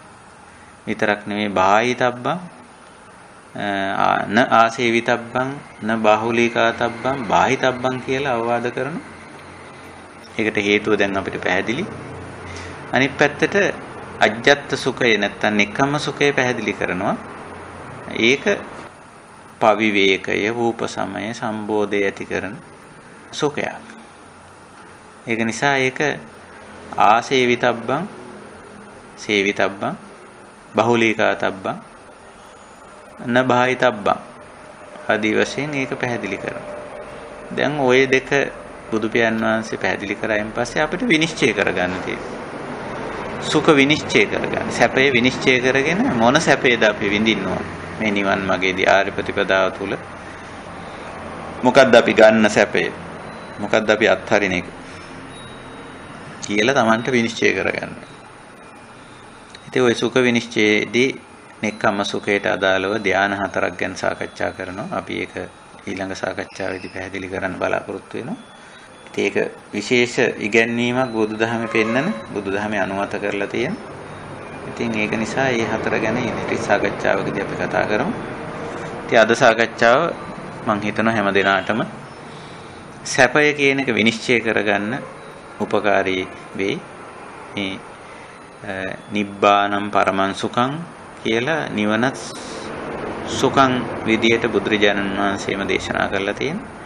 ඒතර නිවීම සැනසීම තුල සැපයක් ඇති බව මේකෙන් ඔප්පු වෙනවා. ඒ තමයි මේ එතන තියෙන්නේ නික්කම්ම සුඛයක්. පවිවේක සුඛයක්. උපසම සුඛයක්. සම්බෝධ සුඛයක් තියෙනවා. නිවිල සැනසීලා ඉන්න පුද්ගලයා තුල සැපයක් තියෙනවා. ඒ තැනත්ත රාතන් වහන්සේ මිය යන්න පෙර මරණයටපත් වෙන්න පෙර යම් සැපයක් විඳිනවා. ඒ සැපය නෙක්ඛම්ම සුඛයක්. ඒකේ පවිවේක සුඛයක්, ඒක සම්බෝධ සුඛයක්, ඒක රූපසම සුඛයක්. ඉතින් ඒකට තමයි අපි යොමු යුත්තේ. යොමු යුත්තේ ඇයි කියන කාරණේත් පුදුරජාණන් වහන්සේ පැහැදිලි කරනවා. එහෙමනම් අපි ওই කාරණේ සැලකිල්ලට ගමු, අවධානයට යොමු කරගමු. ඉතින් ඒක තමයි අද ධර්ම සාකච්ඡාවෙන් අපි මතු කරගත්ත කාරණේ සුඛ විනිශ්චය. විනිශ්චය කරුව අපිමයි නිතරම බුදුරජාණන් වහන්සේ නොවේ. බුදුරජාණන් වහන්සේ විනිශ්චය කරගන්න මඟ පෙන්වන ශාස්ත්‍රුන් වහන්සේ ගුරුවරයා අපේ. ඉතින් අපි විනිශ්චය කරගන්න. අපි හරි සැපය තෝරගත්තු අපිට මේ ජීවිතේ බොහොම සුවදායී විදියට ගත කරන්න පුළුවන්.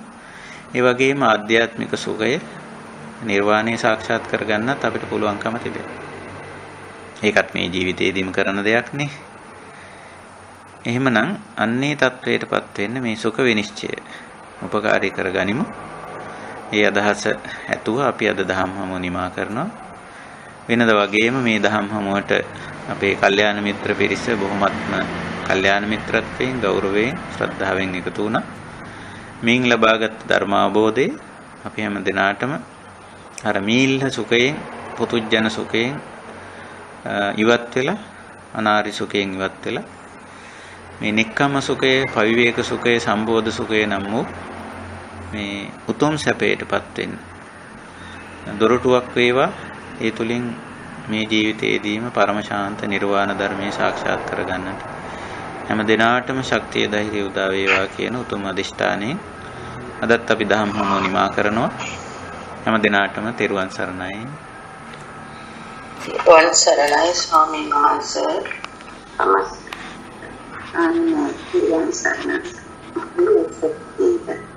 තෙරුවන් සරණයි සුවපත් වේවා.